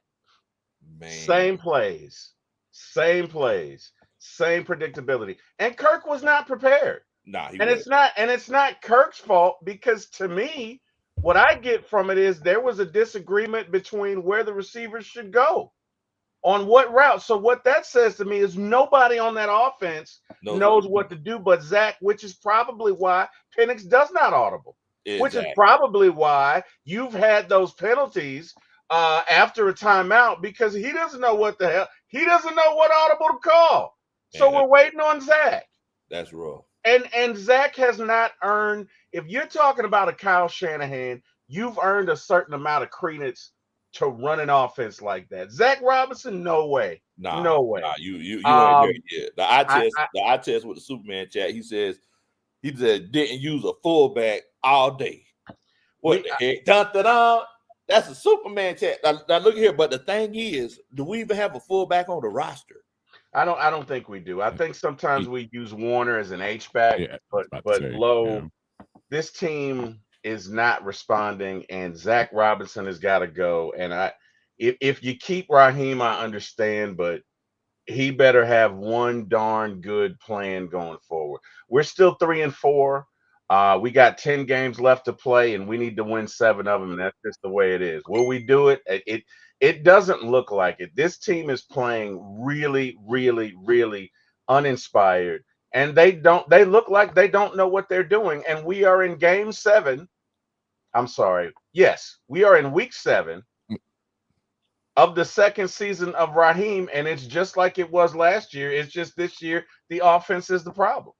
And at a certain point, I mean, look, I love Raheem. I think Raheem is a great speaker, but it is what it is. With me, it's about the name on the front, and I think it's time to make a move. This year they look worse. That's the thing. They do. It's like I was saying last week, and I don't know how if you agree with this, Uncle Steve. It's like if you look at Michael Penix, those first 3 games last year, do you feel like he improved in any form his first 6 games this year? I'll combat that with another question. If you have the teacher in first grade that's teaching you how to write, and she gets promoted to second grade, and she's still teaching you how to write, are you going to get any better in your handwriting? No. That's why I'm going to push back a little bit on what T-Will said about Kirk Cousins. This ain't going to be the bash Kirk Cousins. No. I wasn't blaming Kirk. Because Uncle Steve, I wasn't blaming Kirk. I was not blaming Kirk. No, not completely. I wasn't saying. I wasn't blaming. But Kirk is running the same playbook that Michael Penix is running. Agreed. And so you getting the same results out of this. And so we got to go to a point where you say Zach Robinson is responsible for this horrible. Now all of a sudden that San Francisco game doesn't look as bad after what you see today. Exactly. Yeah. But Zach Robinson is solely responsible for that. Jeff Ulbrich could truly be in the running for assistant coach of the year. Yes. If not for what's been going on the offensive side. Yeah. Yes. Yeah.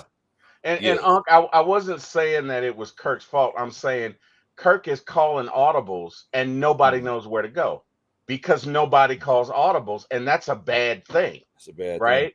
thing. That's where I'm not laying this on Kirk, because to your point, you're right, Uncle Steve. It was the same thing last week and the same thing the past couple of weeks. And at a certain point, what do all these things have in common? Zach Robinson.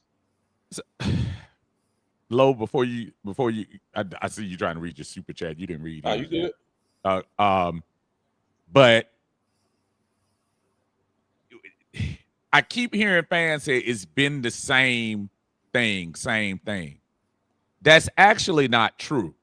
My reason for either getting rid of Zach or Raheem is not because of the inefficiencies of Carolina and Miami today. Is because the up and down crap that you go through. Good teams usually stay on the same level. That's true. In other words, you don't get too high, you don't get too low. Right. How do you explain the running game against Washington, Minnesota, and Buffalo? 3 teams that we consider 3 of the better teams in the league. And then you play quote unquote woeful teams like Carolina and Miami, and you get stymied. So, I mean, that's what you're getting fired for. You're getting fired for inconsistency to me, because Bijan is kind of off script, doing everything. The games, my son pointed this out. Every game Bijan goes for 150 scrimmage, we win. Yep. Every time he does it, we lose. We lose. He has to have a out of body experience for us to win games. But what does that say about our scheme? That says that our scheme, number one, is not adequate. That if you got to have 150 yards from Bijan, that's a problem with your scheme. Exactly. That is you know. I mean, look at bottom line. Bottom line. Everybody in the world knew Miami was going to put 9 in the box today. You were out Drake London. Mooney is trying to come back to himself, but everybody in the world knew they were going to put 9 in the box. So if we knew it, then the Falcons needed to know it, and there should have been a game plan for that. And to me, there wasn't. It was they've stopped the run. Well, I don't know what we do. Again, it is unacceptable that you have an NFL quarterback who calls an audible, and at this level, you got receivers who don't know the routes to run in week 7. That's a problem. It is. That's a problem. I do gotta get to the Superman chat right quick. I'm sorry, man. Go ahead. I'm Craig, sorry. he says, I got a whole new respect for Kurt being out there cussing Zach like all of us wanted to. Let's keep Kurt as OC. You can tell they lost the team. Dun, dun, dun. That's a Superman chat. Now look, first of all, and Uncle Steve, I'm pretty sure you could attest that you go to the game, you don't see all that. So no, I heard somebody say that Kirk and Zach got into it on the side. They did.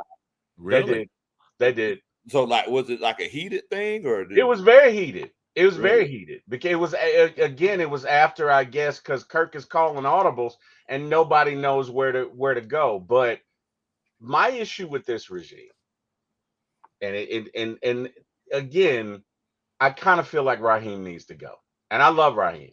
I kind of feel like Raheem needs to go. Why is JD Bertrand even in the game? You got 4 linebackers out, bro. It's only at this point. Sure. Yeah. I mean, Why? everybody who wants to dog out the JD Bertrand, dude, that's not his fault. Dude was here all camp. That's the last option. You don't have Then anybody. you need to Jalen go get Walker's another out, option. right? Yeah, Then you but- need to but go it's get not- another option. But how easy is that? That means you're gonna have to get rid of somebody that you trying to either Yeah, build get on the rid of practice squad. Bertrand. Get rid of Bertrand. Are we watching the same game, Uncle? Because he was bad it's not last about week. watching the same game. I'm He saying was you're bad saying, last week. but your original question was, why is he on the field? Yes. Why is he even on this team? Okay, why is he on the team? He That's is a different Rudy story. Rudiger if he made it to the NFL. That's how bad this kid is. And no disrespect to him. I don't mean any disrespect. But other than the first play of the game, he looked like Wrong Way Johnson out there. Hold on. And you know I'm How's telling that the not truth. disrespectful, T-Will? T-Will said, no disrespect, but you are the worst player in the history of all mankind. No disrespect, but Every you suck touchdown, worse than the- a high You call him schooler that on Rudy the Rudiger, bench. man. The first 2 touchdowns were on him. And it was the same guy. One was a post over the middle where he's just like, which way did he go? I don't know. Yeah. And the other was an out, and it was Bertrand. And then Bertrand is small, so he's getting run over. He's getting run. Did you see how many times he got run? He spent most of the time like this. He's got to go. So you're absolutely right. And from a standpoint of him playing bad, I guess the thing I'm saying is at this point, he just came in last week. I'm sorry, came in to get significant play time last week. You're talking about 4 linebackers that 3 weeks ago were on the field in Jalen Walker, Devon Diablo, and who am I missing? Somebody I'm missing. Sure. In addition to Trice still not being out there, so you're down right now. You're down linebackers, almost like wide receivers. But the thing is, I look back at the preseason and I think about Josh Woods. Thank you. Getting this man out there. Thank you. I think about that all the time. Shouts out to Dr. Ganja. He says Ra has lost 5 games with 20 points or more in his tenure here. Dun, dun, dun. That's a Superman chat. Look, and that's one thing I'm saying. He's normalizing getting blown out. Like it's a situation. Also, Iron Mike says, "Look, Coach Roney is my pastor. Amen. As he teach, I told you so." Oh, hallelujah. he said, "I told y'all Raheem should never have been a second chance with the Falcons." Da, da, da. That's a Superman Now, chat. that's somebody that listens to the message. Coach- 'Cause I love Coach Roney's head over there swelling like, oh, great. Uncle Steve said your head over there swelling, Coach Roney.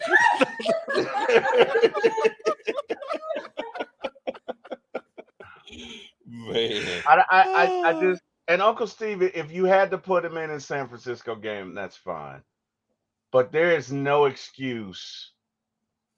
There's no excuse. And look it again, I don't play football.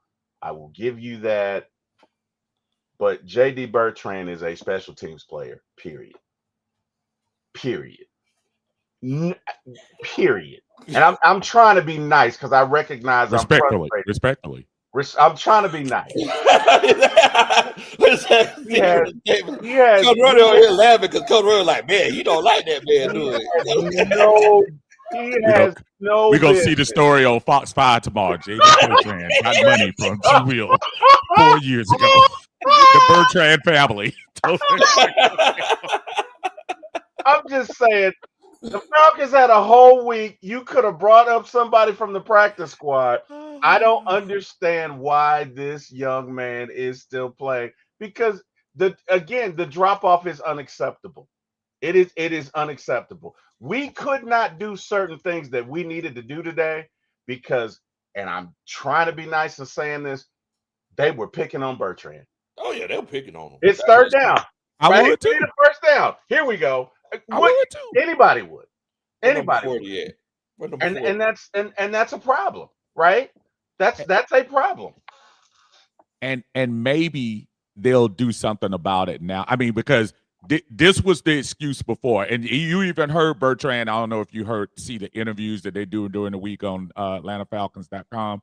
Bertrand said when he came in the game against Frisco, he was kind of like all over the place, and wasn't quite sure exactly where he fit in.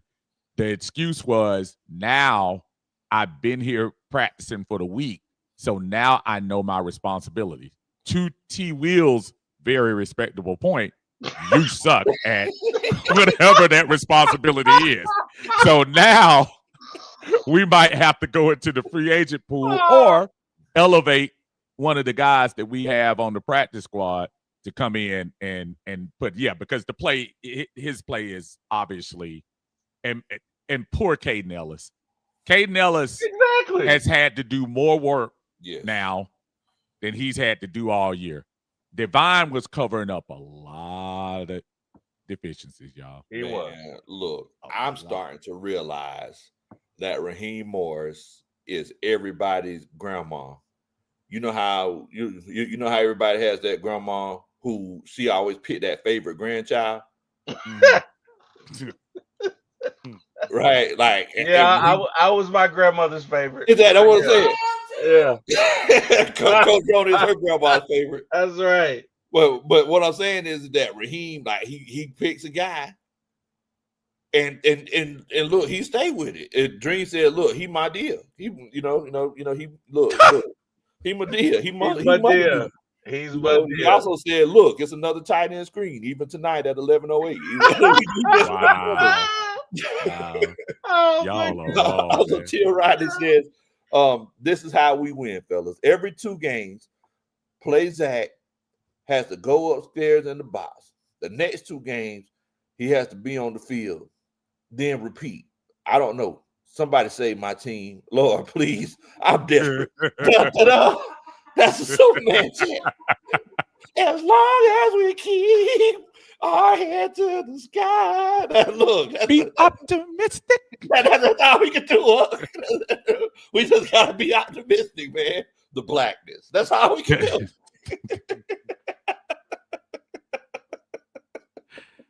Oh man. I mean, that guys, we need a receiver. And we need a lot. We need a receiver and we need a linebacker. We need a coach. And we need to draw a line in the sand when it comes to Zach Robinson. And look, that's not acceptable. That performance today, that was embarrassing. I've been a Falcons fan for at least 48 years. That was embarrassing. No, And don't do it, T. Will. Don't nah, fall for that. Don't fall for it. Was the worst ever. I didn't say it was the worst. Okay, you were shaping your mouth. You were shaping your mouth to say it. Don't Uncle you Steve, dare. You and I watched games in the set. I was about to say it was a 59. It was a 59-0 Rams win that I'm sure you remember back in the day. Yeah. So we watched a lot of games in the 70s and 80s, so we know it's not the worst. But it was pretty bad. It feels bad. Because even with those earlier Falcons teams, Uncle Steve, this team has talent. This team should never lose 34. So Dre Harrison says, Radia. I love it. I love it, Dre. I love it. I love it, man. I love it. I do. I love it. It's just unfortunate because, damn it, I love my Falcons, but we are being mismanaged right now. And the problem is Bijan's don't grow on trees. Bijan does. Oh God. Coach wrote this down. Amen. She's 100%. Why don't you like Teddy Bertrand so much? She works the T wheel. She's 100% right. Bro, I'm watching this game and I know where they're going. I'm like, yep, here we go. Yep, here's another one. Yep, here's another. And then when they run the ball, why is it every play ends with Bertrand like this? It was too much, man. Anyway. Bottom line, this team is being mismanaged. Bijan's don't grow on trees. Drake London's don't grow on trees. Bates don't grow on trees. And my fear is by the time we get a coach in here, you're not going to have Algier. You're not going to have Kyle Pitts. You're not going to have the talent that you have now. So you have essentially wasted the last 4 first-round picks because you don't have leadership in place to get them where they need to be. That's my issue. But do you think upgraded coaching can make average players better? Yes. We saw it last week with San Francisco. San Francisco is missing Greenlaw from last year. Fred wanted an injury. A couple of guys on the defense, and they look every bit as good as the Super Bowl team defense that went a couple of years ago. So when you absolutely. Who are we thinking about, Lo, with the basic wide receivers? Oh, Josh Allen. Josh Allen doesn't have any great wide receivers out there. Now, granted, we shut them down, but they putting up points against everybody except us. I mean, I think coaching can always overcome it better than average players, in my opinion. If you have a great coach, they will put the right people in places. A good coach may not have had Bertrand out there. He might have had another player who could fill a slot, maybe one of the slash guys, maybe Helms that can maybe come up in the box a little bit and play up. But I really, that's why I just keep going back to, I feel like this loss wasn't players, it was coaching. Oh, it's definitely anything else. 100% coaching. Uncle Steve, I couldn't agree with you more. But my problem is, and you said it, Kyle Shanahan beat us with a weaker staff. With a weaker set of players, right? On defense. And the one thing about Kyle Shanahan, you can say what you want about him, but he pays attention to detail, right? I remember when he was here, he's coaching Matt, and Matt threw an interception, and Kyle reached up and caught it, and he said, "Now, why'd I do that?" And he said, "Well, it was my fault." He said, "No, it's not your fault. Your receiver didn't run it at the right depth, and this guy didn't do this, and this guy didn't do this." And Kyle's plays, everybody has a purpose and a job, and he's going to run them 3 times because on that 3rd time, he's going to go somewhere you're not looking. That's somebody who pays attention to detail. I don't know what the hell we're doing. So that's my issue, is that we have talent, but if you have a Ferrari that is 2000 and it's a 2025 Ferrari that's $500,000 and beautiful, but you can't drive a stick, what does it matter? It's not going to leave the driveway. And my problem is this coaching staff doesn't know how to drive a Ferrari. They don't know how to manage a team. They don't know how to manage crisis. Last year, we were dealing with things way too late. This year, now we're dealing with them, but we can't call plays. We can't even get the play in on time. We can't even call audibles. If you have a Raheem gotta go, 1977 Volkswagen Bug and can't drive a stick, is it the same thing? Same thing, brother. Okay. Same thing. You just try Same to pay, thing. get people to pay money. Okay, I got Same you. thing. I'm with you. Same All thing. right. Or you know, Uncle Steve. I know Uncle Steve. He's also an offset smoker guy. You know, it's a situation where, you know, you got this big barrel offset smoker, but you only got so many pieces of wood to cook. Hey, with. bro. There you go. There you go. There you go. Absolutely. So it's like, hey, you know, you gotta, you know, you got all the potential here, Yeah. but you know, look, it's either gonna take a long time for us to eat, or somebody might need to crank up the oven. They need to do something. Preheat. Preheat. You know?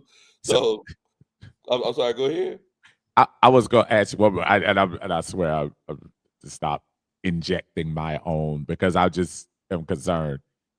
We've asked all the questions. We talked about the coaching. We've talked about, T. Will has dogged out Bertrand and everything else. So Respectfully, of course. Respectfully, has dogged out respectfully, Bertrand. yes, Respectfully. yeah, respectfully. At 3-4, not at the 50% mark yet, with 10 games left, can you ask the people, are they done with the season for the Falcons? That's an interesting. I've been scared to ask them this question. I think you got to, because here's the thing. We heard rumblings of this after Carolina. Now, granted, that was game 3. So you really can't. Now, we haven't hit 50% yet, but as somebody pointed out, the more we keep saying, well, we got some games, we'll get left, we're almost there.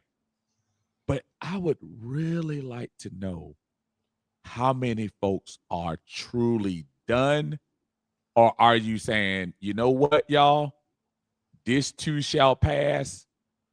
And I'm not saying we're going to run off 10 straight, but I still think we have an opportunity to do something good. Let's ask them. Let's ask them. So, and I was scared to ask this question because you just don't want to see.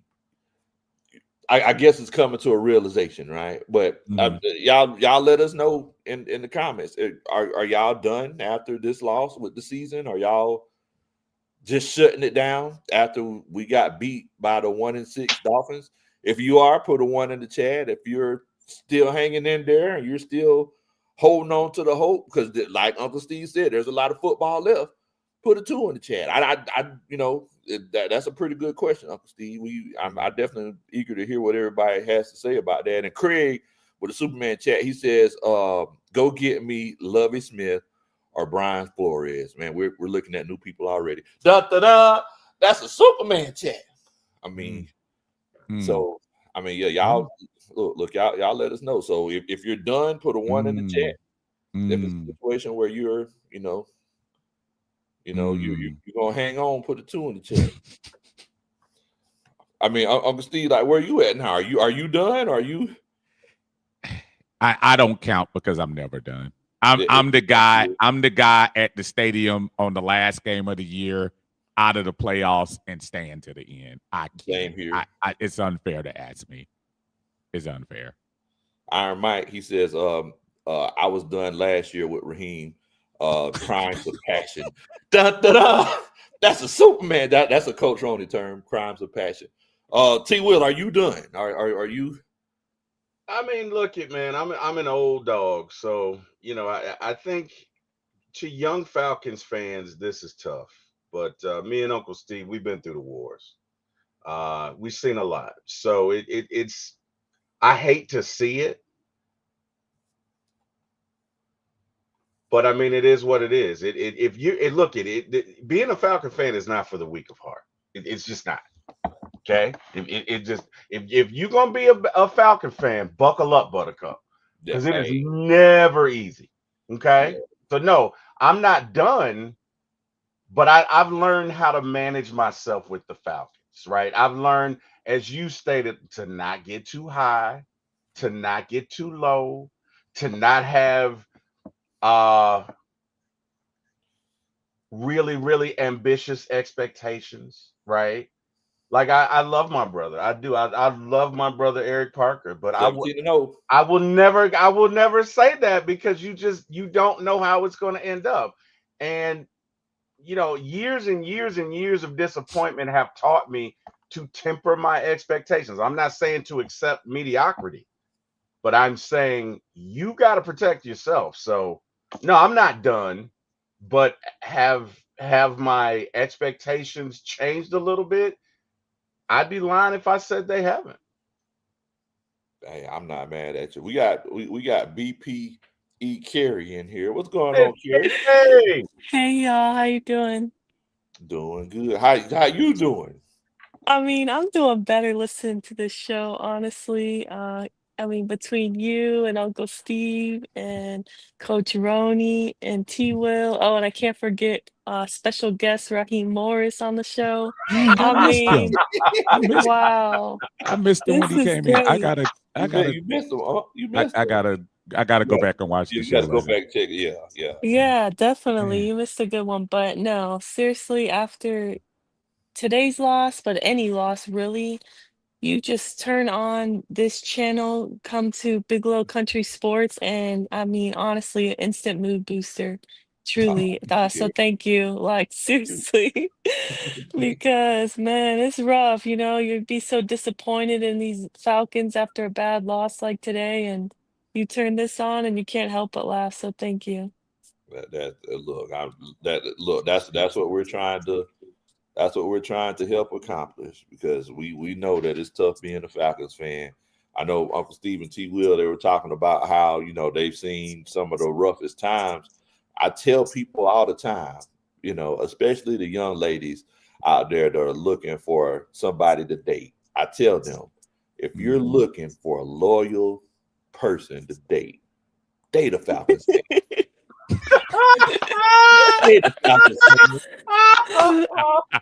Because he's gonna stick with you through thick and thin. If he loves you, he loves you. If you're looking for somebody to date, if there's anybody in the chat single, look for somebody in here today, or these other shows.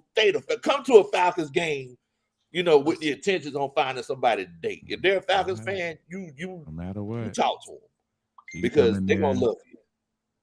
He coming there with bad toes, y'all messed up. Weave off to the side. All we gonna say is, well, it's gonna get better. So, yeah, that's a very good analogy. See, that's why I hang with Lo, man, because Lo is a smart guy. He is a smart guy. Can't sing a lick, but he's a smart guy. Can't sing a smart dude. Oh, wow. As long as you keep. That's a song of the day. Hey. The sky. Oh, man. Oh, my goodness. Oh, man, we got a couple super chat. Willie Doc, he says, asking Falcons to go 6-5 for the remainder of the season. Well, it got to be 5-5 or 6-4, because we only got 10 left. I know it. Dun, dun, dun. That's a Superman chat. Look, I mean, Look, Does that even get us in though to the wild? No, they I got mean, to go 10 wins, 7-4. man. They got to go 7-4. It's rough right now. And NFC, our conference is tough this season. yeah. And I You honestly, I don't know that I see 7-4 because we got to go up to New England next week, and I shudder to even think what they're going to do to us. Mm. Again, y'all got to stop thinking like that. The reason the Falcons should get some kind of coaching change because we're not consistent. We'll go to New England and beat New England. Exactly. That's my point. Mm. Lo, go ahead, Lo. I'm sorry. Oh no. I was just agreeing with you. Yeah. You're right. It's like we'll get blown out, and then we'll go to New England. We'll beat them, and then it's like we up on the high again, and then it's like oh yeah, they weren't treating me good before, but we got it figured out now, and then we might even beat the Colts. We might even I slip don't up against know. the Colts. Yeah, you never know what you're gonna get And on a then week we'll to lose week to the Panthers. basis. I'm gonna But give y'all a perfect example. And I'm sorry, T. I'll give y'all a perfect example. After that Carolina loss, how many of us had penciled in Buffalo coming in here trucking us? No, After the but Carolina loss. I didn't think they were going to truck us. I didn't know if we Respectfully. were going to win. I definitely thought it was gonna be a Respectfully, loss. Yeah. respectfully, I didn't know if we were going to win, but I didn't think they were going to truck us because they were injured, right? The other part of this is the teams that we've injured. The teams that we've beaten, if we're being honest, they've had some serious injuries. So you have to ask yourself, if we take on a team at full strength, like You just played a San Francisco team with their backup quarterback, backup middle linebacker, and two people on the offensive line that were not there. right, and you lost. And backup wide. That's my point. You just said you we were taking advantage of winning teams, so we should have taken advantage of winning teams with injuries. So we should have taken advantage of Frisco by your logic. Let me ask you this. Do you think that what San Francisco did to us is on film and out in the league? Because it just seems like we couldn't adjust, right? Like unless you have a change, I don't see this getting better. Is Drake playing next week? Raheem said he doesn't have an update on that. He was asked after the game if Penix and Drake will be ready next week. He said, I don't know yet, or I don't have an update yet. I'm like, oh. Are we gonna have the same repetitive calls next week? Are we gonna run audibles? I mean, if we do the same thing in New England that we did today, we're gonna get killed. What's the definition of insanity? That's the thing about it. Right. And to your point, T. Will, we saw, honestly, you guys know more about football than me. Please tell me, from the 49ers game to this game today, what changed offensively as far as the play calling, as far as adjustments that were made because of how bad we were in the San Francisco game? What changes were made? Was there anything different? We actually Miami did wears make a changes. different We lined uniform. up under center. He said Miami wears a different. They have a teal uniform. Like, we actually made changes. Like, we lined up under center like 3 times, didn't we? Yes, they did. Yes, they did. Yeah. Didn't they come out of? Wasn't that the first play of the game? Yeah, first play of the game. First They play of lined the up game. under center. Yeah, and they ran play action. Out of center. So I mean, they made some changes, but they went back to what they normally do. And they ran. Guess what? Guess what they did? They ran a quarterback sneak. It was 2nd and 11, but they ran a quarterback sneak. So, hey, that's you talk about improvement. But what about as far as like the run game? We couldn't get the run game going. And then so why can't you make some adjustments? Because I already knew my friend T. Will here was going to tell me, Carrie, you can't run the ball when they stack the box. That's just, you're not going to be able to run the ball. I'm sorry, but I don't want to hear that because this is the worst ranked run defense in the league when it comes to rushing yards allowed. They're averaging 159 yards rushing allowed per game on the season. I don't want to hear the stack in the box. I'm sorry. Because how are they the worst ranked in the league? They weren't the worst ranked today. Not at all. I don't know. I just And, feel and like you weren't able to get the run game going last week in San Francisco, and that's supposed to be your strength of your offense. And then what adjustments did you make in order to try to get more creative to try to get the run game going today? hey, Carrie, have you ever played? You've been to the casino, right? Definitely. Okay. So when they play blackjack, imagine them showing you the cards ahead of time. Imagine them giving you the card with the one face up, give both cards face up, and then ask you if you want to hit. Take a hit. Oh wow. That's what was going on. The last 2 weeks, they have basically said, number 7's gonna get it.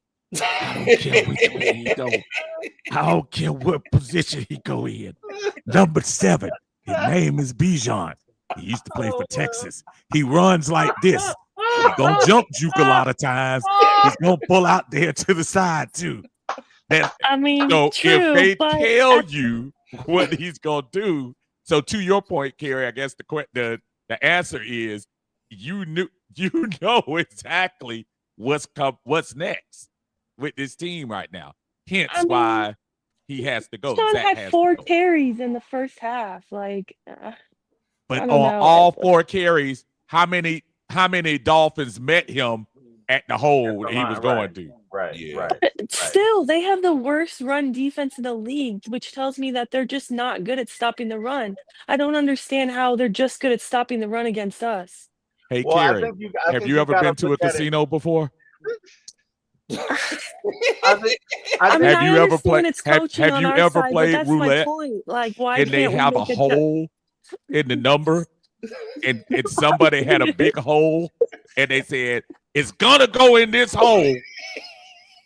So, and I'm not making fun of you, Carrie. I'm just No, saying that's how obvious I get that it. We're it is that they're sure. doing. That's how But obvious it is. no, definitely. And I get that point. Yeah. I guess I'm just asking, why are we not making adjustments to how obvious we are in that regard to try to get our run game going and $1 get million the strength question. of this offense, right?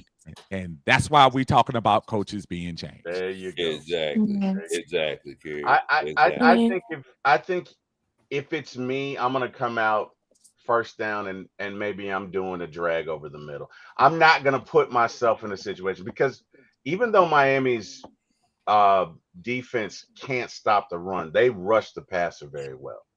So going into this, you had to know you can't be in 3rd and 7. You can't be in 3rd and 8, especially with Kirk Cousins in there, especially with Drake being out. You needed to stay on schedule. So what I might have done is on first down, well, let me run a drag and let's get 3-4 yards, right? Because they're clearly stacking it up. And I'm not saying you can't run the ball, but it is a lot better to run it on 2nd and 3 than it is on 2nd and 10.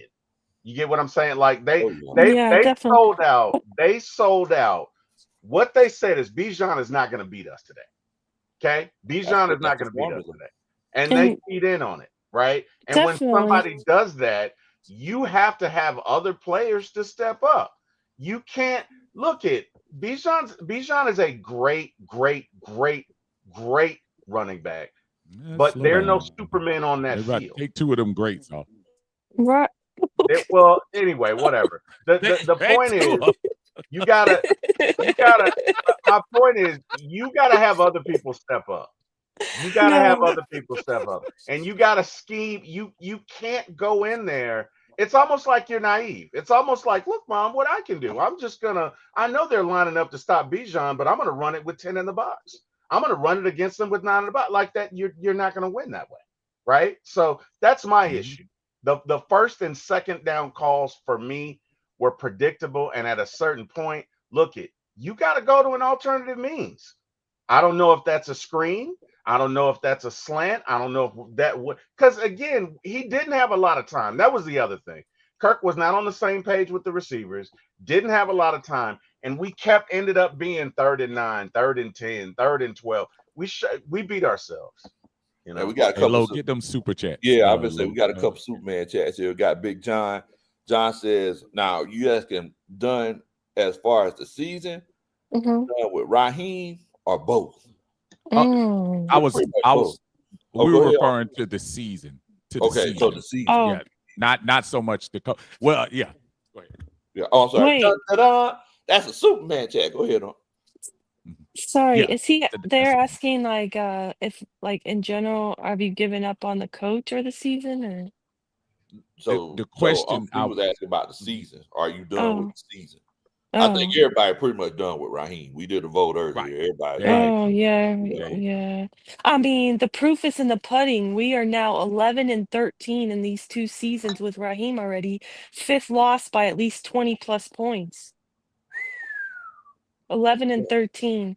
that's And right. unfortunately, when Raheem got hired this second tenure here, I obviously it's out of my control who gets hired, right? And it's like I'm gonna support whoever's hired because that is what it is, right? It's not like I picked him. So he's now on my team. I'm gonna root for him. But the Mhm. problem up with it is, the negative fans try to come at me and say, oh, well, this isn't gonna go well. He is not a good head coach, look at his record. And I try to say, this is a second chance. Maybe he's learned something, maybe he's improved and grown. And then now they're probably laughing at me. I'm glad no one's pulled up those receipts yet on me. So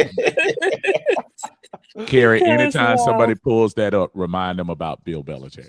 Bill Exactly. Belichick Oh, Exactly. got the same treatment. He was horrible when he Exactly. got his first head coaching job. Then well, Now, he that's a good came point. back Clowns with a Superman chat. He also says, one more like today, and I'm done until we make major coaching changes. Dun, dun, dun. That's a Superman chat. That's fair. And I definitely agree. Also, Big John says another word for loyal is stalker, Uncle Steve. And I can hear John say that. I can hear him say that. Oh Another wow. word for loyal is stalker. I can hear that. Another word That's for a lawyer is a stalker. exactly. Shaka Zulu says, we ain't beating New England with JD Manning the middle. Dun, dun, dun. That's a Superman chat, in the words of T. Will, respectfully. No, Oh my goodness. I was laughing so hard listening to that part. You said respectfully, you suck. Like I did not. I was. It was not that bad. Nah, Okay. you call the man Rudy Rudiger, T. well, Will. Like, well, come on. Have well, you T. Will, seen him play? T. Have Will, you this seen him play? Oh my T. God. T. Will, this is the great thing about being on Lowe's live because they'll come at low. His family will come. His family will come get low. Hey, Oh man. dude talking about my second cousin. Exactly right. Exactly. The Bertrand family, they're gonna be hitting me up like, hey, Big Low, you ain't that big. So we're gonna have to like what you mean respectfully? Like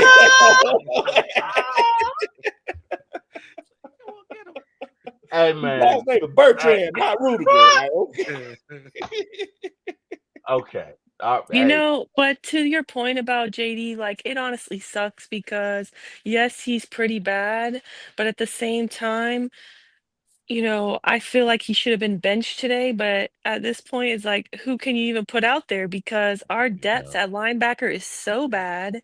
I Mhm. mean, Troy Anderson hasn't seen a field actually, and today might actually be exactly 365 days. Somebody asked me what happened to Troy Anderson, like they didn't know, so I had to look up the last day he played, and it was around this time a year ago. So I don't know if he's still in the hospital or, like he's rehabbing. Like, Mhm. he's Mhm. watching. Like you never know because man, that Mhm. guy cannot see the field. So he's not dependable. And yeah, heading into the season, the linebacker depth for me was a concern as well as cornerback and wide receiver. So it's unfortunate because Divine Diablo, man, he was having a killer season. He I he was mean, he's he a was big great. miss. He's a big miss. He So is. He is. it sucks because, yes, JD's bad, but at the same time, I feel like it's probably killed his confidence to be out there. He probably should have been benched today, but who you even going to put out there in his spot? But at the same time, it's like, well, that's on the Falcons coaching staff or front office, whoever you want to say, for continuing to put him out there and not making a move. To your point, he will. I mean, at least try to work out some linebackers off the street. I don't know. Can't be much worse. Let me ask you a question, Lo. If you had to do a podcast a week from now, right? What's today? Today's Sunday the 26th, right? Mm-hmm. Okay. You got to do a podcast, right? The only podcast host is available has no vocal cords, so he can't talk. Okay? You know this all week. You know this all week. You know this man cannot talk. You know when he talks, nothing comes out, right? Yet you get there and you still go on the podcast with him. Whose fault is that, Lo? You could have hit T. Will up. You could have hit up Uncle Steve. You could have hit up Kerry. You could have hit up Jack Spade. The fact that you didn't is on you. Well, my point is. Well, hold on, T. Will. Why this man try to podcast that he can't talk? You know what? I mean, T. Will, I'll handle this respectfully, Lo. Don't be coming to him. Don't be coming to this man with no questions about his scenarios. He did a lot of thinking to get to that. Don't be doing that. All right, T. Will, it's all right. You know what? I didn't. You know where I'm going. I just didn't want to go there because y'all was talking about. I didn't want to go there. I was saying that. Why he trying to come out with me? You get the metaphor I'm making. You get my point is the Falcons had 7 days from last Sunday to address this. They chose not to, so they got exactly what they deserve. Because anybody who what's he doing? What's he? He lost his vocal cords. I get it. Okay. I get it. I look it. Oh wow. That's good. Pretty sure he's saying what in the world, Bo? That's good. But still, they had 7 days to bring up Josh Woods. They had 7 days to address it. They did not. And you can't do that. It's the same with wide receiver. It's the same thing. So if you think you're going to go into New England and not address that, oh my God. Oh my goodness, son. Yeah. Just like Uncle Steve said, they'll make drastic changes, win in New England, and then we'll be sitting here like, I mean, should we get excited or? No, wow. I don't know. To be honest, guys, I don't see, like, I'm not trying to be negative Nancy because I do try to be positive fan, but I can see us maybe upsetting the Colts in Germany because there's no home field advantage. But we're heading to New England. Mike Vrabel is coaching this Patriots team very well. They're on a roll right now. They blew out the Browns today, and Mike Vrabel blasted Kevin Stefanski, his play calling after the blowout. I don't know if you guys saw that press conference after. So what did he say? Yeah. I forgot what he actually his quote, but he says when the gimmick plays ran out, we played really good defense. So to be honest, not that I'm saying I want us to lose because I always want us to win, but it'll be interesting to see if that, the same thing, history repeats itself. And if something bad like that happens, he's going to call out Zach Robinson like that. Man. Can I make? Oh, go ahead, Lo. I see you about to get I'm sorry. Cool Eyes. He says, JD like Austin Reeves only on defense. That's Superman chat. I'm sorry. Go ahead. T. Will got everybody hate Bertrand. Listen. Do not put that on me. That game has everybody hating on JD. Respect. So I do want to throw this. I do want to throw this in the atmosphere before we start shivering and shaking about New England. New England's wins this year versus the Dolphins versus the Panthers. Now they beat the Bills, but we beat the Bills. Against the Saints, against the Titans, and against the Browns. Now, I don't know about y'all, and I'm not trying to act like we're above all those teams. Right. But I'm not saying that's exactly the hardcore 9 that they ran through. That's not a That's very fair. That's opposing fair. thing. So any That's fair. given Sunday. Yeah. Oh man, it's funny you say that about any given Sunday because I Mhm. saw Raheem today say after that loss, he said Sundays you can be humbled, and today was one of those days. That first And thing he I'm just, said. See, that's so silly. what That's the was that? first thing he That's said. so Like, Yeah, look, but you know what like made me so upset about that is like, Yeah, how many times, sir, do you need to be humble? Like, yeah. I can give you a good Kendrick Lamar track to listen to called Itch, Be Humble. Like, I'm sorry. Like, you could just play that on repeat, sir, and learn to be humble because you do not need to get blown out by the Panthers 30-0, get humbled, and then turn around and need to get humbled again in your own At home. house At home. against a 1-6 team, Oh against my the God. worst run defense in the league, and you got arguably top 3, not 3 running back on your team. Like, come on now. Come on. I'm sorry. That was not a humbling enough experience for you in Carolina? Man, that upset me. I'm sorry. that's rough. But she meant it I see respectfully. Smitty in the chat. I see I Smitty mean in the that chat. so What's up, Smitty? respectfully, Raheem. If you're listening, I could put you onto some Kendrick, just saying. Respectfully. Uh, what's going on, Smitty? I see you in here, bro. What's up, Smitty? What's up, Charles says, Smitty? man, so tired Hey, of the Cindy. excuses. So tired of the excuses. Dr. Ganja says, man, we've been humbled too many times since he's been here. And that's the point that I'm making.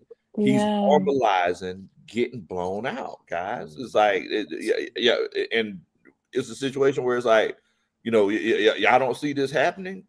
You get blown out 2 out of the last 4 games or 2 out of the last 5 games. That next thing you know, you're going to look up. You're going to be blown out half the games of the season. Mm-hmm. You know, I was listening to Kerry Lowe talk about that. Low, does that fall in the category, Kerry, of like a defeatist attitude when you say stuff like that? When you say we've been humble, yeah, dude, I don't want to hear all that.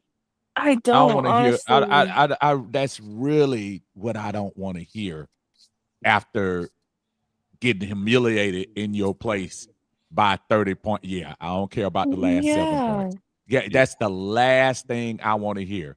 Last thing. If you want to talk about your team's performance and say, yeah, we didn't do ABC, that's fair. We got humbled. What? Like, wait a minute. You know what that reminds me of? That reminds me of like somebody who just got kicked in between the wash machine and the dryer. And be like, yeah, man, I hung in there though. Like, that's like you in the fight, and you get in the car, you driving, everybody quiet in the car. And he over there like, man, boy, I hung in there with him though. That was a tie. Like, no, you got humbled? No, you got drugged. That's rough. Crazy. That's like the last thing on my mind. Yeah, exactly. Right. It's just the last thing on my mind. But that goes to show where his mind is. Well, I understand why he said it because they did get their butts kicked, and you can't get up in front of the media and act like it was they drug us, and you got to admit it. Now it sounds bad because we just heard it a couple of weeks ago, but you gotta they did. Look, they came in here, they came in our house, kicked our dog, punched us in the face, took our dinner, snatched our TV on the way out, and flattened our tires and shot us the bird as they left. But they said respectfully before they respectfully. Look, hey, I'm just saying you have to acknowledge that they took it to us today, right? I mean, look, I'm sick of hearing it too, but he was telling the truth today. He was telling the truth. They came in and beat the snot out of us with one receiver and one running back. So T. Will, Uncle Steve, and Kerry, I can't include you in this one, right? But T. Will, Uncle Steve, I think y'all were kind. Dang, I didn't mean like that, Kerry. Oh wow! I'm sorry, Kerry, come back. Okay. Kerry, come back. Okay, I didn't mean it like that. Kerry, come back. Hey, Kerry. You can blame it all to Will. Kerry. Let me get here. What I was getting ready to say was, Raheem keeps kicking me off the stream. My bad. Oh, that way. Okay, right. Okay. I thought you got mad at me. Okay. It's JD Bertrand, respectfully. No, it's Raheem, respectfully. It's Raheem, respectfully. Go ahead. So Uncle Steve, T. Will, have you ever been in one of them situations where our beautiful, loving wives, we just kept messing up, right? Oh Lord. Have y'all? I'm sure. I know Uncle Steve been in that situation. Hold on. Let me make sure she's not in here. You got me in trouble the last time. Oh, I'm sorry. Okay. It's okay. You said, what have I messed up? Of course. Yeah, of course. I've been married 32 years. Yeah, but of course. Myself, there's been times where I've just gone streaking. I went on losing streaks. I just couldn't get it right. And at the end of the day, no matter what I said to Coach Roney, she didn't want to hear none of it. At the end of the day, because I kept messing up. So I could sit here and say, look, I'm so sorry. I messed up in this situation. It doesn't matter how I approach it. I could approach it directly, indirectly, from the side, upside down, no matter how I say it. And that might be with the situation with Raheem Morris now. Like he came and he approached it the way he thought was appropriate, but all we're thinking about is that we just got beat by 1-16. Right. Who you are speaks so loudly. I don't want to hear what you have to say. Yes. And I also got a couple Superman chats. Shaka Zulu says, Miss Carey, Jonathan Taylor is gonna run all over JD Bertrand. Dun, dun, dun. Oh man. Yeah. You're probably right. No, you're definitely right. JD is pretending to be a football player, like Jack Spade pretending to be a good lawn care guy. Respectfully. Not on his birthday. Oh, the man's birthday. Oh man, Craig has no chill. That's Superman, Jack. Craig is consistent, man. Craig is consistent. Craig is rough, Jack. Craig is consistent, man. Man, the heck gone. Look, 10 Cam says somebody has to go. Hey, ho, somebody got to go. Okay, I want to ask you guys, like, do you have any faith like there will be any changes made at all? Yeah, 24 hours. Yeah. So I don't know. I personally just don't tomorrow? see it. What was that? I was asking Uncle Steve, like, do you think something could happen tomorrow? I think something could happen before midnight. But I honestly feel like I think there's a really good chance Zach might not be in place. I think the Raheem thing, it might be a little bit more far-fetched, but it would not shock me at all whether he get either demoted or let go altogether. I agree. Really? I do. I'll tell you why. If you look at the body language of those players, Raheem has almost lost that locker room. I'm telling you. I agree with you, and I believe it. And Arthur Blank can feel certain things. So I agree with him. It would not surprise me at all. Now the question is, who's going to call plays, right? Is it going to be TJ? It's going to be TJ Yates, which we saw how that went in the preseason, right? Let's hire Big Low at this point. Dude, man, we're going to go. Wow. I mean, my thing is like that means TJ Yates gets promoted to OC, which we already saw how that went in the preseason. And then who takes over his current 2 roles, which why does he even have 2 roles to begin with? But because he wasn't even. He can't be any worse than Zach Robinson. He cannot be any worse than Zach Robinson, in my opinion. Challenge accepted. No, I'm kidding. Oh God, Jesus. Agree. It can't get much worse because, to your point, right now the Falcons, after today's loss, we are now bottom 5 in scoring. Yeah, we're bottom 5 in scoring offense, 17.1 points per game on average. We're ahead of only the terrible team in New Orleans, the Aints, the Cleveland Browns, the Raiders, and the Titans. That is just, I'm sorry, inexcusable. That is rough. Now the home team with Blackberry, he says, I go on vacation, home team, and this is what I have to endure on my birthday. Oh, happy birthday. Happy birthday, Blackberry. Man. He says, I think the Falcons sold me on a Punta Cancer timeshare. Yes, I'm not coming home. I don't know why that was funny for me how you said that. Man, come on home, dog. Come on home. Man, come on home now. Don't stay gone. Good grief. Not the Punta Cancer. You ain't finna get your money back. Save through Jesus, send us a $2. Dun, dun, dun. That's a Superman sticker. Sterling Wood says, man, Zach got to go. Arthur Blank was upset after the game. Yeah. He should have been. That's a Superman. He should have been. Did you see that picture? You see that picture, the video of him walking into the locker room? No, I see it. With the team? Wait, Arthur Blank? Go look at I retweeted that on Twitter. I retweeted that and said, Mr. Blank, do what needs to be done. Yeah.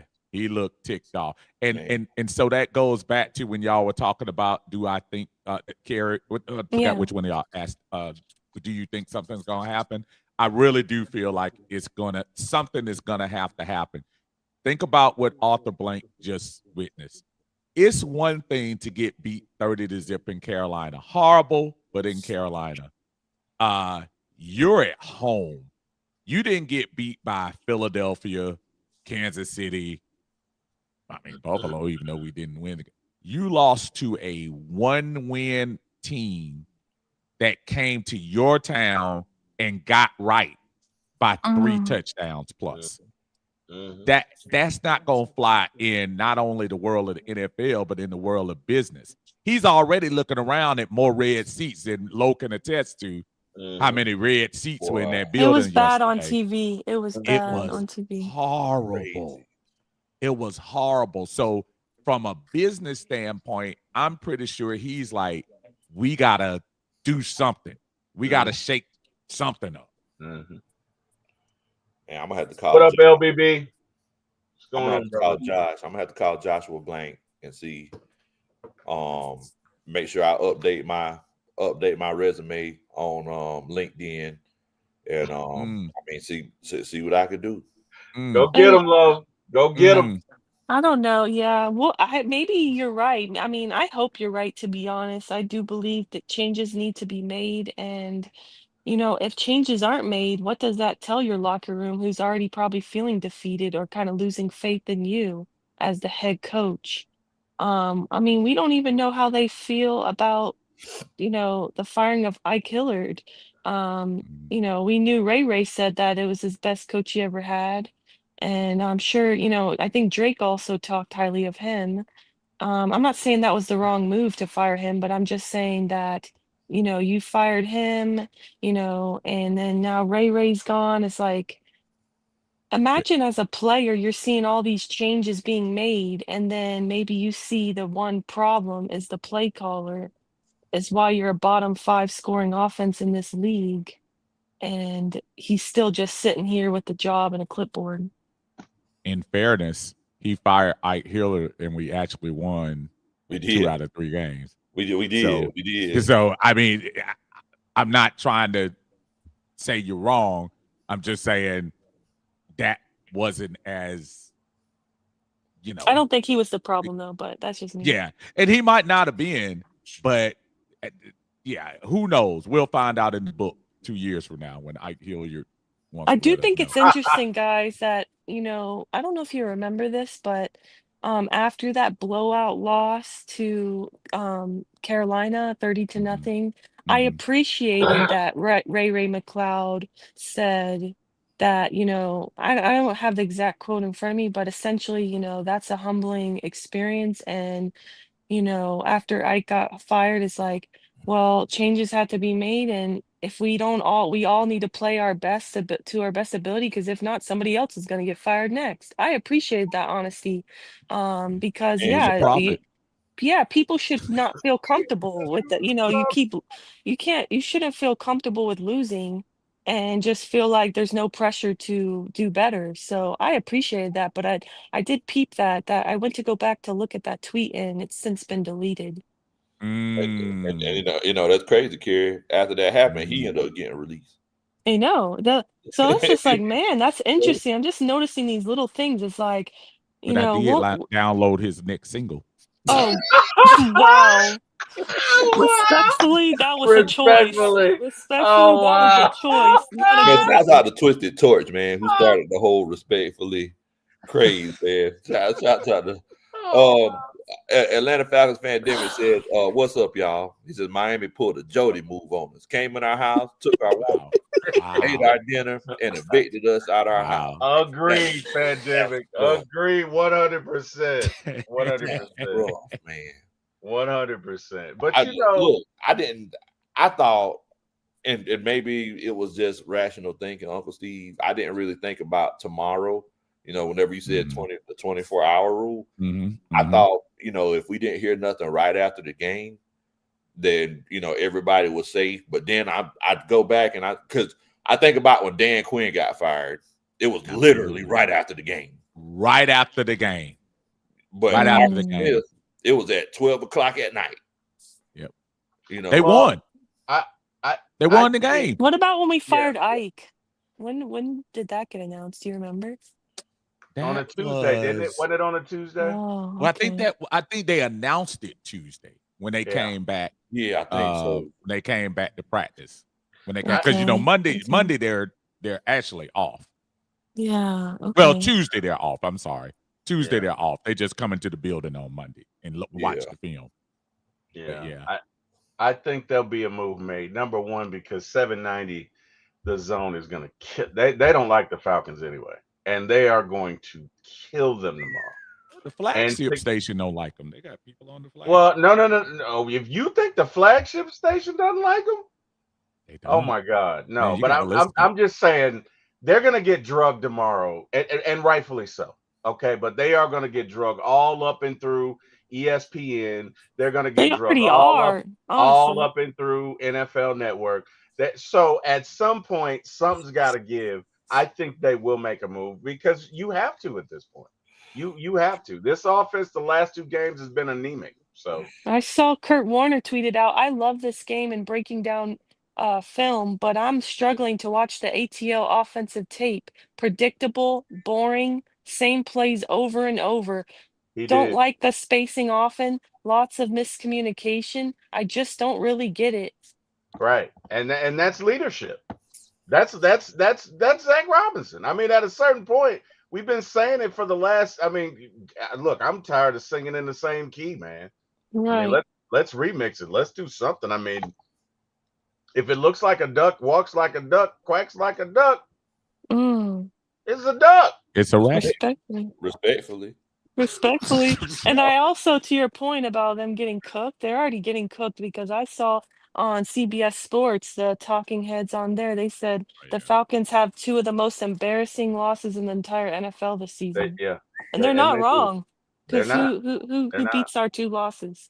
They're not. Honestly. And Stephen, I shudder to think what Stephen A. Smith is going to, even if they do bring us up tomorrow. Oh my God. They won't. Our solid says I will listen to Ray's music all day before I watch another Atlanta Falcons game with Z-Rob calling plays. That's a bad decision either way. Yeah. That's a no-win situation, bro. Respectfully. That's 6 or a half dozen. Jeez. Do y'all think we go out and get a receiver and a linebacker, or are we just gonna do what we always do? And what do you think? Well, you would have asked me that a week or so ago, or two pre San Francisco. I would have been talking about making a lot of moves. Now that you're 3-4, And now that the pendulum might be swinging the other way, you might not be as much of a buyer as you might be a seller. See Tyler Algier. See, I heard somebody Kyle put Leonard Pitts. Floyd. Yeah, Kyle Pitts. See Kyle Pitts. For real, for real. I mean, if we're Honestly. talking, if it's we're very close. We'll play that New England game prior to the trade deadline. So if we don't show up in New England and it's somewhat similar of a showing that you just received today, you can bet your bottom dollar, man. You got to start thinking about, let's get rid of Kyle and get a pick. I'm not telling y'all we getting rid of Kyle. I'm saying, no, you're right, Uncle yeah, Steve. you know, you got to think about that. And to your point, yeah. I saw, sorry, I don't mean to interrupt you, but I was going to say to your point that I saw today after today's loss, now with our record being 3-4, looking into next year's draft, our draft pick that we traded away, which I'm not saying it was wrong because I do like Pierce and I understand why they did it at the time because of the pass rush situation. But when you did that, you're saying that I don't need that pick right now. You know what I mean? Going forward, we're making the playoffs. We're gonna have a winning record. So that, you know, you need to stand on that. And essentially though, our draft pick would have been, as of now, with today's record, would have been the 12th overall pick. So that's what LA will get as of now, a 12th overall pick that we lost out on. Wow. That's crazy. That is crazy. That is crazy. Yeah. And shouts out to everybody hitting the like button, man. We definitely appreciate that. Look, whenever I ask everybody to make sure that you hit that like button, or if you do hit that like button, Uncle Steve wouldn't sing. Y'all really responded. So thank y'all so much. Oh, wow. We greatly appreciate that, Respectfully. Man, Wow. I need There's a jealous boy in our town. Oh, wow. I love it. I love it. I love it. Man, see, look I love it. Look I at here. love it. But look, hey, I appreciate y'all for coming on and chopping it up with us. Y'all want to, first of all, shouts out to the coaching staff for keeping the chat going, and y'all definitely deserve a hand. Shouts out to the coaching staff, man.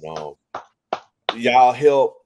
I don't think y'all realize it, but y'all don't just help everybody that's in the chat deal with these losses, but y'all kind of help the whole fan base because the fan base watches these shows, and I'll see them later on and they'll be like, look, man, I ain't get a chance to watch the show live, but with all the comments and everybody that came on the show, and it really helped us get through the loss, or it helped me enjoy the win even more. So thank y'all. Shouts out to the coaching staff.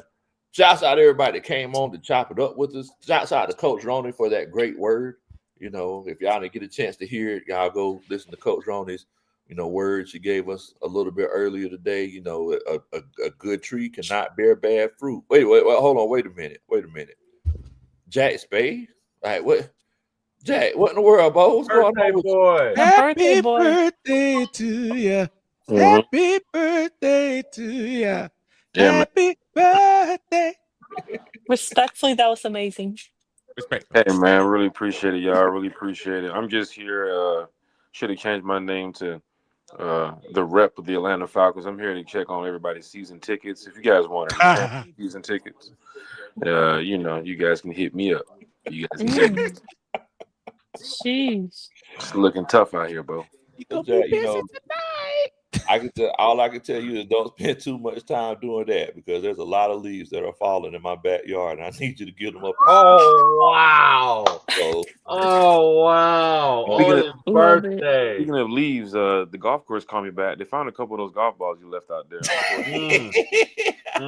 No need to go back out there and try to pick them up. They'll mail it to you. I gave them your address. They'll mail it. Okay. I appreciate it. I appreciate it. Also, speaking of leaves, did we leave our offense at the Mercedes-Benz? Because what the hell? We left them in quarter 2 of the Bills game, to be honest. Somebody said we left the offense. That's actually good, Gary. I mean, it's that bad, man, honestly. Somebody said we left the offense in San Francisco, man. I don't know what happened. They weren't No, even you in San didn't. Francisco. No, she was right. I thought you were joking. Second quarter of the Bills game. That's the last time. That's pretty good. Man, what the hell is going on, man? I don't know, I mean, man. so how do you feel about this loss, Jack? Like what? I think this is disappointing. This is just as bad as the damn Panthers game, man. This was Do you ugly. feel like it was worse or? I mean, at home, bro, That's worse. I saw fans leaving in the second quarter, man. Bruh, no joke. I saw fans Real talk. getting up and walking out, Yeah, bro. when they scored right before halftime. Bro, I saw fans literally pack it up, and I saw people asking, "Hey, them seats open? Hey, them seats open?" Yes. And it was just like People it was moving bad. on down. Man, it was bad, man. It was bad, bro. Hey, you're slowly but surely getting closer to the, point in the season where, November's right around the corner, and after that, all you guys got 1 month left. So you gotta really pack on some wins here. And like we said on our podcast the other day, these teams are gonna get harder, man. I know it's any given Sunday. You can go out there and beat the Patriots and beat the Colts. Get right back on track. But man, it's so tough thinking about this team saying that, man, we finna make the playoffs and all this stuff, man. Man, we can't even beat the 1-6 Dolphins, man. We can't beat a team that has just been getting dragged and ran around the league by all these other teams, and their get back game is against the Falcons. I'm tired of that stuff, man. We can't be having these teams using the Falcons as a get back game. Jack, Look at the Tua 49ers had today, one man. working eye, man. That's unacceptable. Look at the 49ers today. The Texans chugged them boys. Drug them. Chug them. Should have been us, honestly. Been nice. That was a winnable game. I'm Look at the sorry. Browns last week against the Dolphins. They had Mike McDaniel looking like a fool out there. Today, he over there making Tua look like doggone Drew Brees out there, man. I was like, this is Tua playing? I looked up like, what? No way in hell Tua doing this. But it's disappointing, man. I paid my money just like all these other fans too, man. And for the fans that's at the house watching the game, I'm sorry you had to go through that. If you didn't, there was no Jack. excitement from the first quarter to the fourth quarter. There was nothing to be excited about. Nothing. That's sad. Nothing. I can't. I mean, You I ain't guys gonna were lie. at the game, so I can't complain. I ain't gonna lie. TSU's halftime performance was lit. TSU told that joke. Yeah, they did good. Yeah, they did. TSU, They were good. boy. That's the baddest band in the South, boy. Them jokers there, something else. That was the highlight of the day. But then they got back on the field. The Dolphins scored again. We got the ball back. We got the ball back first, and everybody's like, "Okay, we get the ball back first. 3 and out, bro. 3 and out, a quick 3 and out. I ain't gonna lie, man. Them Zoes were in there zoed out, man. Them was Zoes from Miami. They weren't even like, big fan. Them was Zoes from Miami. I know, man. You saw a bunch of Kodak Blacks in there today, man. A bunch of Kodak. I love it. Everybody from Miami look like Kodak Black, man. I'm like, God damn, what these jokers look like Kodak Black, man. Shout out to Kodak Black, man. My dog's name after Kodak. That junk was bad, man. I didn't know it's my birthday. It's my birthday today. I just wanted to win, man. I seen you on Halo board a couple times. Oh yeah, I hit that. You know how that Halo board worked with me, man. You know the cameraman coming around now. But anytime I look up at the Halo board and they take my picture off, the Dolphins scored again. Couldn't even enjoy this, man. Couldn't enjoy the being on the Halo board. Man, people loaded me up with drinks. Here's a drink. Here's a drink, Jack. Hey, Jack, come drink. Hey, come take a shot. Y'all getting me faded because y'all know what's about to happen, man. Dolphins finna score again. We got to stop this, man. We talked about this being at home, being back in the bins. We can do this. Right. Man, what if Bijan had 9 carries? 9 carries. 9 carries for Bijan, man. That's sick. 4 in the first half. And Kerry, you were talking about things that get on your nerves in that same press conference. He's like, yeah, well, we tried to run the game. We tried to run the ball, and that was our bread and butter, and they stopped that, so we knew we were done. And I'm saying to myself, wait a minute. Wow, that's crazy. I'm paraphrasing, but he basically said they took away our bread and butter. And so basically, I guess the guys are going to say, oh, well, we can't run the ball. We might as well give up because we couldn't run the ball. He did say something like that. Go back and look Yes, at the you're press conference. right. That He did. killed me when he said that. Man. That line for Bijan was 17 carries today on that prop board. That man got 9. Wow. A lot of people Did you took guys Bijan see? over. And he Did got Chauncey Billups bet on it? Oh wow. No, but I heard Zach Robinson did. Oh wow. Yeah, you said you heard Zach Robinson did carry. Yeah, someone tag the FBI in the chat, please. Zach Robinson. It says Zach Oh, Robinson wow. had his. It says Zach Robinson had an Oklahoma State shirt on underneath the damn Falcons. Shoot, Oklahoma State might not want him after that game. Jeez. That's rough. That is rough. Cam says Guys. keep Ra out of Germany. That heck on. Oh wow. You finna go play the best team in football in 2 weeks.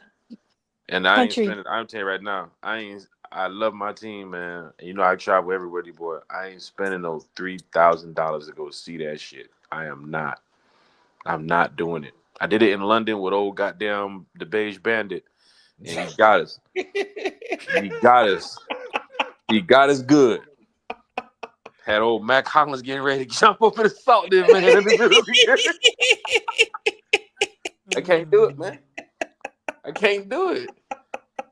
But I love my Falcons. Bro, that's the baddest I've ever seen Jack. Let me hear that.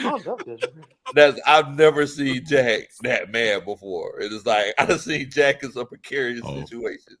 Right. I told y'all. That was the first time I met Jack. And Jack was fine. Hey brother, hey man, first time you seen you. Mother. Yeah, and this is my wife and kid. Right. They got me, man.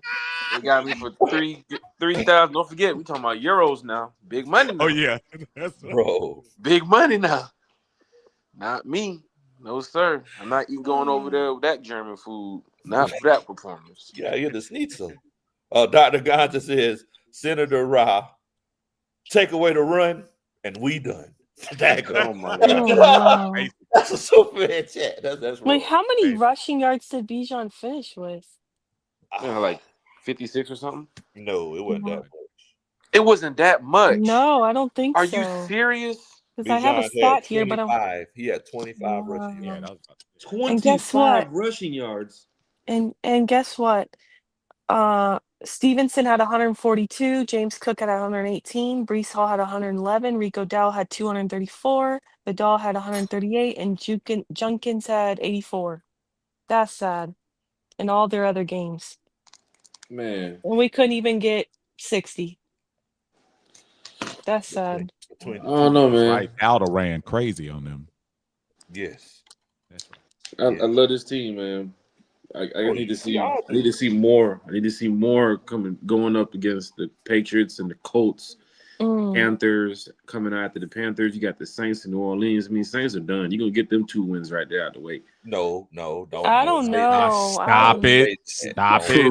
What? Stop When was the it. last time we Are we swept them? saying that now? I'm saying That's it gonna now. be their We finna Super sweep Bowl. the Saints. We still gonna beat the Saints. That's their Nah, I Super mean- Bowl, Jack. Oh my gosh, I can't believe we're at the I point would've where we don't believed even you, know if E. we're gonna beat the Saints. That's where we're at right now. We Oh just my we God. just lost to the 1-6-7, excuse me, Dolphins. And we lost to the 0-2 Panthers, so nothing is off the table, unfortunately. Exactly. Well, everybody in the chat, if y'all feel like we could beat the Saints, put a 1 in the chat.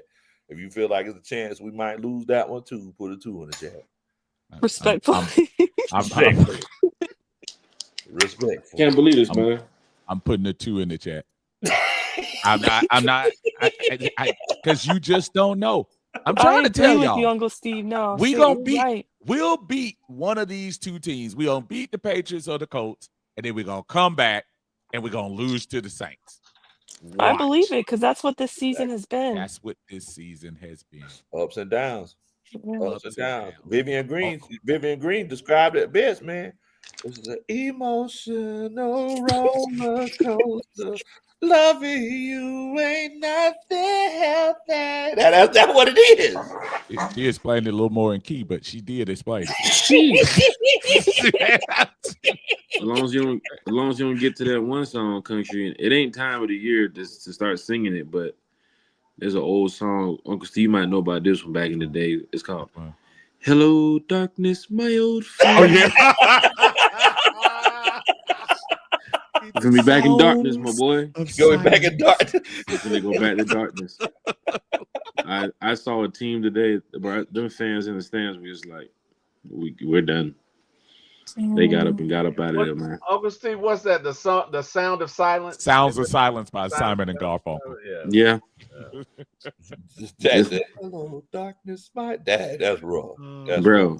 But it's appropriate because that's where we're heading. It's appropriate. He's right. I'm just Seeing a hoping. lot of twos. I'm just hoping the cameraman didn't catch none of my faces I made today because he brought the camera around. Jack, he caught you slipping a couple times. Bro, I was lit, and then they scored, and then he was over there in my area, and I was like, I just put my head down, man. I think he was recording me too. I was like, please don't put this on TV. Wow. Please don't put this on TV. Anybody DVR the game? Like, I want to see on the TV they quickly showed Kirk Cousins chewing out Zach Robinson on the sideline, cursing him out, yelling whatever he was doing, very animated.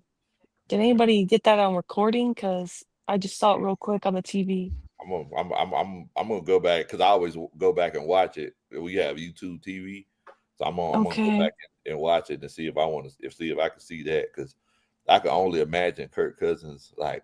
Hey, you sure he was cursing him out, Kerry, or was he? See, I'm not good at reading lips, so hopefully, respectfully, you're better at it than me. But he looked animated, like he was not happy. Hey, and Jack, I just want to let you know, don't talk about JD Bertrand on here because T Will is respectfully disrespecting this man.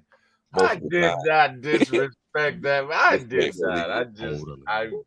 I described his play today. Can I say a curse word that starts with A? Oh shit! Or the one that ends in S. I'm so sorry. The reason why I asked because earlier I was on Ryan's show. Shout out to him, and I just slipped out, and then he was like, "Please don't say any curse words." I'm like, "I'm so sorry. I normally don't even curse in my everyday life, but I'm that upset." Karen got no feelings. Go look here. Go ahead. Kind of like kids used to ask their parents for permission. Go ahead, Karen. Yes. Okay. Thank you. Well, it's your show, so I do want to respect you. So for sure. So T Will, to that point, Jack, T Will literally said, respectfully, JD, you are ass. That's what he said. That's what he said. He literally said that. So I remember now, for me, I don't play the game, so I still have to give the players, the salute of going out there and competing every game and doing what they can to help this team win. I necessarily can't call out players on the team, but if it's Desmond Ridder, we can say anything we want. Oh wow! Anybody not on the team anymore? I love that. Well, when you think of JD, think of Desmond on defense. There you go. That'll make it a whole lot easier for you. I don't know. I feel bad for him, honestly. His confidence is probably shot, to be honest. I remember people was like, it's the coaching. It's Arthur Smith. It's just he was in a bad situation. Yeah, you see him now, right? All right. Bro, says, look, things are bad to Miss Carrie cousin. Thank you, Pandemic. I don't cuss. I don't in my everyday life. It's very, very rare. Man, so you just gotta get back on track. You gotta get back on track. We gotta get back. And that's the thing. We just got to get back on it. If we can find some consistency, that's the thing. Dre Harrison says the fact that the two coaches Ra selected for both offensive and defensive coordinators problems should tell you everything you need to know about his decision making That's a good point. That's fair. Respectfully. Respectfully, fair. respectfully. I just didn't see Wow. the number one defense the past 2 weeks. Number one, number two, number three. I didn't see a Well, top to be 10 fair, defense at we were all. missing 5 starters, I'm pretty sure. Mhm. And Man, when you saw did Zach Harrison get hurt? That was a the shocker. 49ers were damn near missing the whole team. Yeah, they were. That's But what see, Steve we was don't saying. And I'm have. saying that, Jack. I've been saying Yeah, that before. And We they put a can't that is lick on true. us. Okay, that is And the true, Jack, Dolphins are but 1-6. sure, No, but well, the they difference were. is we don't have a Robert Salah or we don't have a Kyle Shanahan as our coaches. Who is the Dolphins defensive coordinator? Mhm. You know what's Does so funny? anybody Is Good question. no, you know what's hilarious that you say that is last week I said that, this law after the 49ers game, I said this loss is completely on, Zach Robinson. He got completely outcoached today by Robert Saleh. And so today I quote tweeted it. I said, well, the point still stands even today. But I can't even tell you who the Dolphins DC is. That's tough. Anthony I I don't Weaver. can't even even think tell you. I don't even think they have a DC. I think it was just a Anthony couple Weaver. fans calling the Last week plays. he could have the excuse that it was one of the best D coordinators in the league, but this Anthony week I don't even Weaver. know his name. Yeah, Anthony Weaver. Anthony Weaver. Oh, That's Anthony what Weaver. Okay. we got another Is he? Superman chat from the Okay. That's ITS. one of that's Miss Weaver's boy. Mm. That mean Weaver son. I test with the Superman chat. He says, okay, that lisinopril wearing on us old folk late. Daggone, that's rough, man. Mm. Dun, I dun, hope dun. he's still That's not the taking Superman chat. lisinopril. Man. I Really? hope he's still not taking lisinopril. Hey man. Guys. Hey, John, stop putting all them words out after 12 o'clock, bro. That boy hanging No, with but that boy hanging with Ti All them right now. syllables. He out there in the car with Ti. No. That's a blood pressure medication, but I bring it up because my mom took it for years and she developed angioedema behind it. There's a lot of folks, specifically African American, that got sick behind that. Now, So what's I hope he angioedema? doesn't take that. What's angioedema? Oh. It just means she swells, right? So Oh, okay. if she developed allergies to Tylenol, any sort of pain medication, a lot of foods, but it was because of lisinopril, and that happened with a lot of African Americans who had prolonged exposure to that medication. So that's why when I saw that, I was like, please, if you're taking that, don't, because Old Bank said, make John Harris, Raheem you know. a dream. Oh gosh. A dream or a nightmare? Hey, Lo, you Yeah. see Smitty's Respectfully. comment? You see Smitty's comment? He says it absolutely does too. Well, that's what I like. That's okay. yeah. That's So, yeah. So hey, can you put John's thing back up? Uh-huh. John, don't be coming in here joking about that medicine no more. Oh wow. What's wrong with you? Oh, wow. Respect. Taking everybody for wow. Twitch. Exactly. Oh, All wow. right. Okay. You I'm got just you got saying- to you got to I got him. do it. You Okay, got to we got do it. You got to I'm do it. just saying, be careful, man. That's all I'm saying. Look, Hey, man, I want Did you- everybody to be all right. we Did done you- went into Monday morning talking about No, these man. Falcons. I definitely appreciate y'all coming on. Carrie, you want to you have any last words? Want to let everybody know where they can find you? Yeah, I was just gonna say I had seen this stat that I wanted to share that the Falcons only had 11 first downs today, tied for their fewest in a game over the last 18 seasons. Haven't done it since 2008. To Uncle Steve's point, I think a change does have to be made. And Jack wasn't here for that, so I wonder if he, just wondering if he thinks maybe a change could be made. OC or head coach? Either one, just in general, like a lot of fans think that some change has to be made after this. Most likely it's going to be offensive coordinator, if anything, and that's TJ Yates probably get to step up, or Yeah, that's what we thought. maybe Doug Okay. Williams or something like that. I don't know. They at this point, man. So we're gonna fire two coaches in the span of.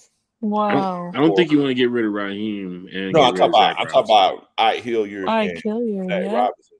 You know what this sounds? You know what this sounds like? This sounds like Dan Quinn right before he got fired. Mm. Okay, I ain't. Shouts out to Marquand Manuel, but yeah, There's some people that's just frustrated with everything, man. It's not even just Kirk Cousins or Zach Robinson. The way that they played the past couple of weeks. I mean, this whole season, bro, I haven't seen an identity. I don't know what it is when she's gonna get. Identity's Bijan. And if you stop Bijan, you win. Man, I just remember 2016. Like we had an identity. People knew that we was gonna pass. Man, we was gonna get in that air with Matt Ryan. We come down with a crazy passing offense, and on the ground, we'll hit you there too as well. But this year, you don't know what you're getting. And it sucks, man. But you have to go beat a strong 6-2 Patriot team. I'm watching some of the highlights from their game right there. Man, they were flipping and folding the Titans today, man. And the Titans is a bad team, but every play, Drake May getting the ball out, putting the ball in somebody's hand, keeping it moving. Chains keep moving for the Pats. Defense is on point. I think they're one of the top 15 defense in the league right now. So you got to get out there and get them, man. Got to do the best you can against this team. And you got to go to Germany and go play damn near the number one team in football, man. So that's wrong. That's all. But Carrie, I know you got it.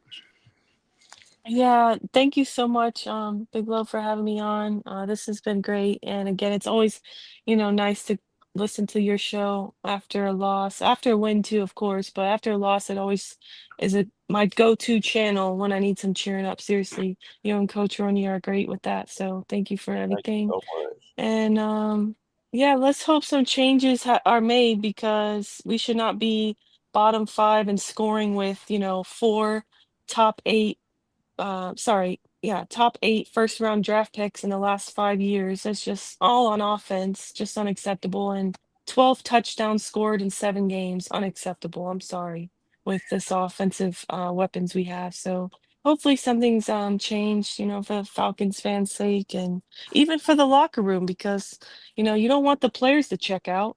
Exactly. So I mean, then the season's definitely done. The players give up. I mean, then they just don't care. They're not going to give the effort to win. So, but yeah, thank you again, and hope everybody has a good night. And you want to let everybody know where they can find you at, Carrie? Yeah, you can find me right there at Carrie Lynn XOX on Twitter, and you can find me on Terry and Carrie show once a week on his channel, and you can find me on One Time for the Fan. I mean, our schedule's been kind of hectic lately. Jackson real real busy with the You want landscaping to tell them business. about your carpet upholstery business? You want to tell them Well, I about your mean, we didn't carpet do a show upholstery? today. We didn't do a show Wednesday. I, So I'm not sure, I'll y'all. plug. I'll Just plug your business when I give my shout outs. You don't want to do it. I couldn't get that one out without laughing. Jack been busy with the landscaping business. Hey, go Jack. It's so busy, man. So the channels had to go on the back burner. My bad. But as long as you turn on the notification bell, you'll get the notification when we go live, whenever that is. Oh, we definitely appreciate you for coming on, Carrie. Thank you so much. Thank you, and happy birthday to Jack again. Shouts out to Jack, man. That's my brother from another mother, man. Craig also says, shouts out to For My ATL respectfully. Dun, dun, dun. That's a Superman chant. Man. I love it. Jack, you want to let everybody know where they can find you, man? You got any parting words? Jack is the most positive Atlanta Falcons fan I know. Mm-hmm. Yeah, man. Hey, big shout out to everybody in the chat. You guys been on here for a while. Shout out to Craig too as well, man. But Craig, you can't be hitting me up asking me for croutons. I don't have croutons, bro. You gotta go. What? Yeah, you Not the croutons. Yeah, he keeps asking me for these damn croutons. I don't know what type of salad he's making, but hey, man, shout out to Craig in the chat.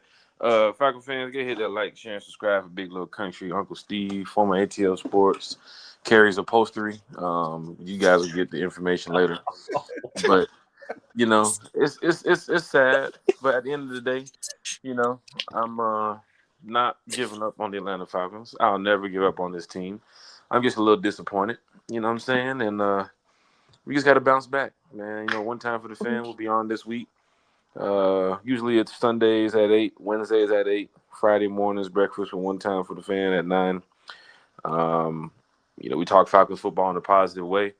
Very, very disappointed with this team, but I know that we can find ways to get back on the right path. And you never know what can happen this any given Sunday. You go out there and roll against the Patriots, go out there and roll the Colts in a couple weeks, beat the Carolina Panthers, beat the Saints, and you're back on track. I've seen a lot of crazy things happen in this NFL. So just keep believing in these Falcons. It's one thing when they start losing the fan base and losing the locker room and all this stuff, but we hope that that's not going to happen. There's still a lot of football left, and I think everybody, has an opportunity to still believe in these birds. Because if we get down to week 16, 17, and we're looking bad, we got to start preparing for next year. But right now, we still got a lot of football left.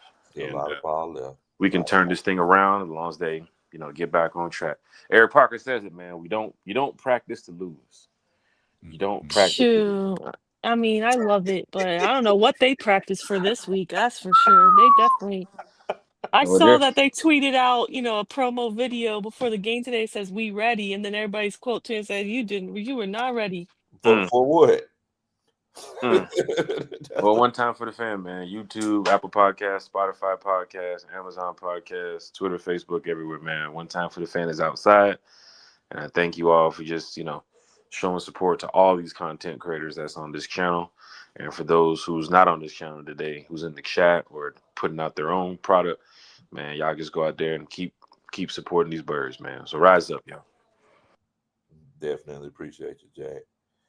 T. Will, you got any parting words for the coaching staff and the rest of the family? Hey, man, to everybody who joined us in the chat, we thank you. We appreciate it. Love talking Falcons with you guys. Obviously, this esteemed panel, Mr. Lowe, thank you for having me. As always, Uncle Steve, a pleasure. I get the privilege to podcast with Mr. Jack Spade and Miss BPE Carey every week. You guys can check me out at For My ATL Sports 1 on YouTube. Again, the number 4 My ATL Sports, the number 1 on YouTube, and For My ATL Movies as well.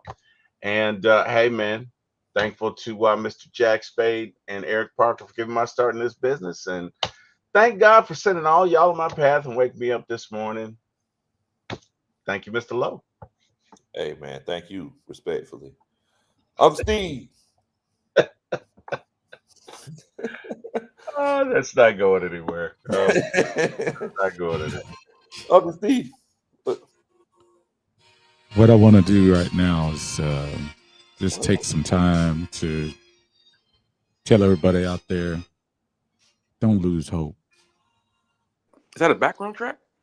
Falcons, you know I love you. You know they do. What? I love you. Respectfully. All right. So Oh my goodness. I'm Uncle Steve and Uncle Steve's Lounge. Y'all can check me out Sundays after the game. And Wait a minute.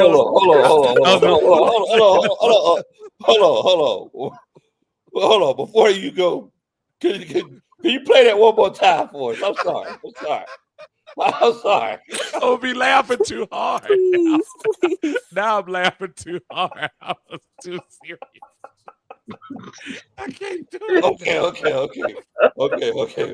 Y'all, My bad. I ain't gonna put you on the spot. I will be on tomorrow. Monday Minutia. She'll be on about 6:00.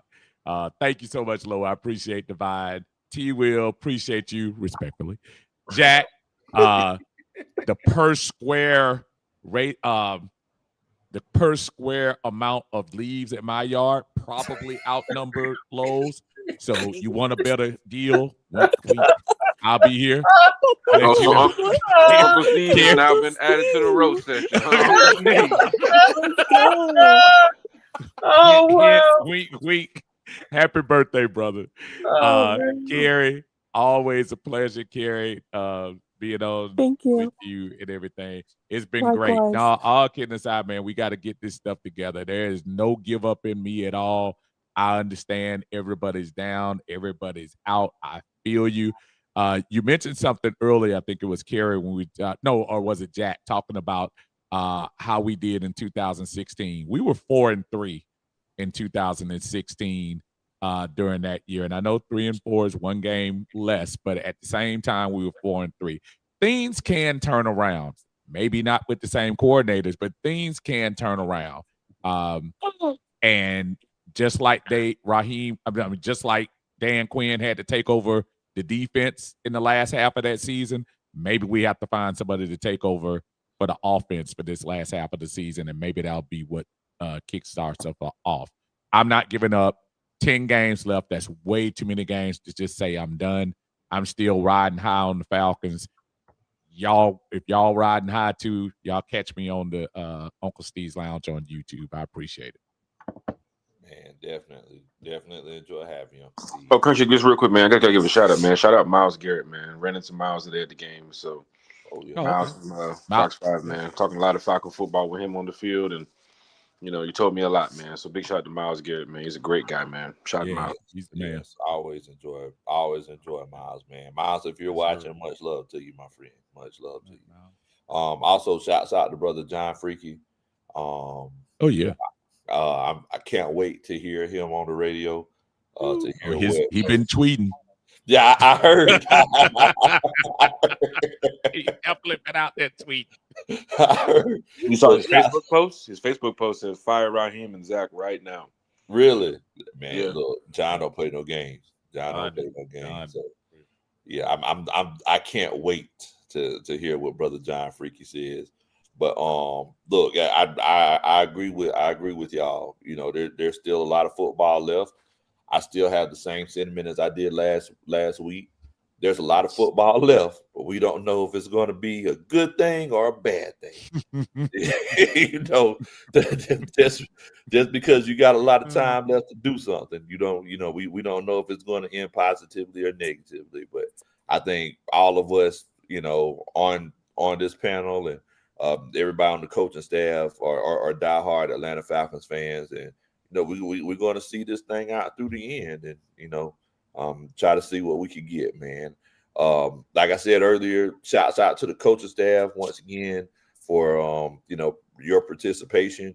Y'all help not just me and each other get through these tough losses, but the whole Atlanta Falcons fan base. T. Will, Uncle Steve, Jack, Carrie, thank y'all so much for coming on and chopping it up with me. I definitely appreciate it, man. So in the meantime, please don't do anything that I would do. So rise up, A-Town down. What in the world, Bo? Good night.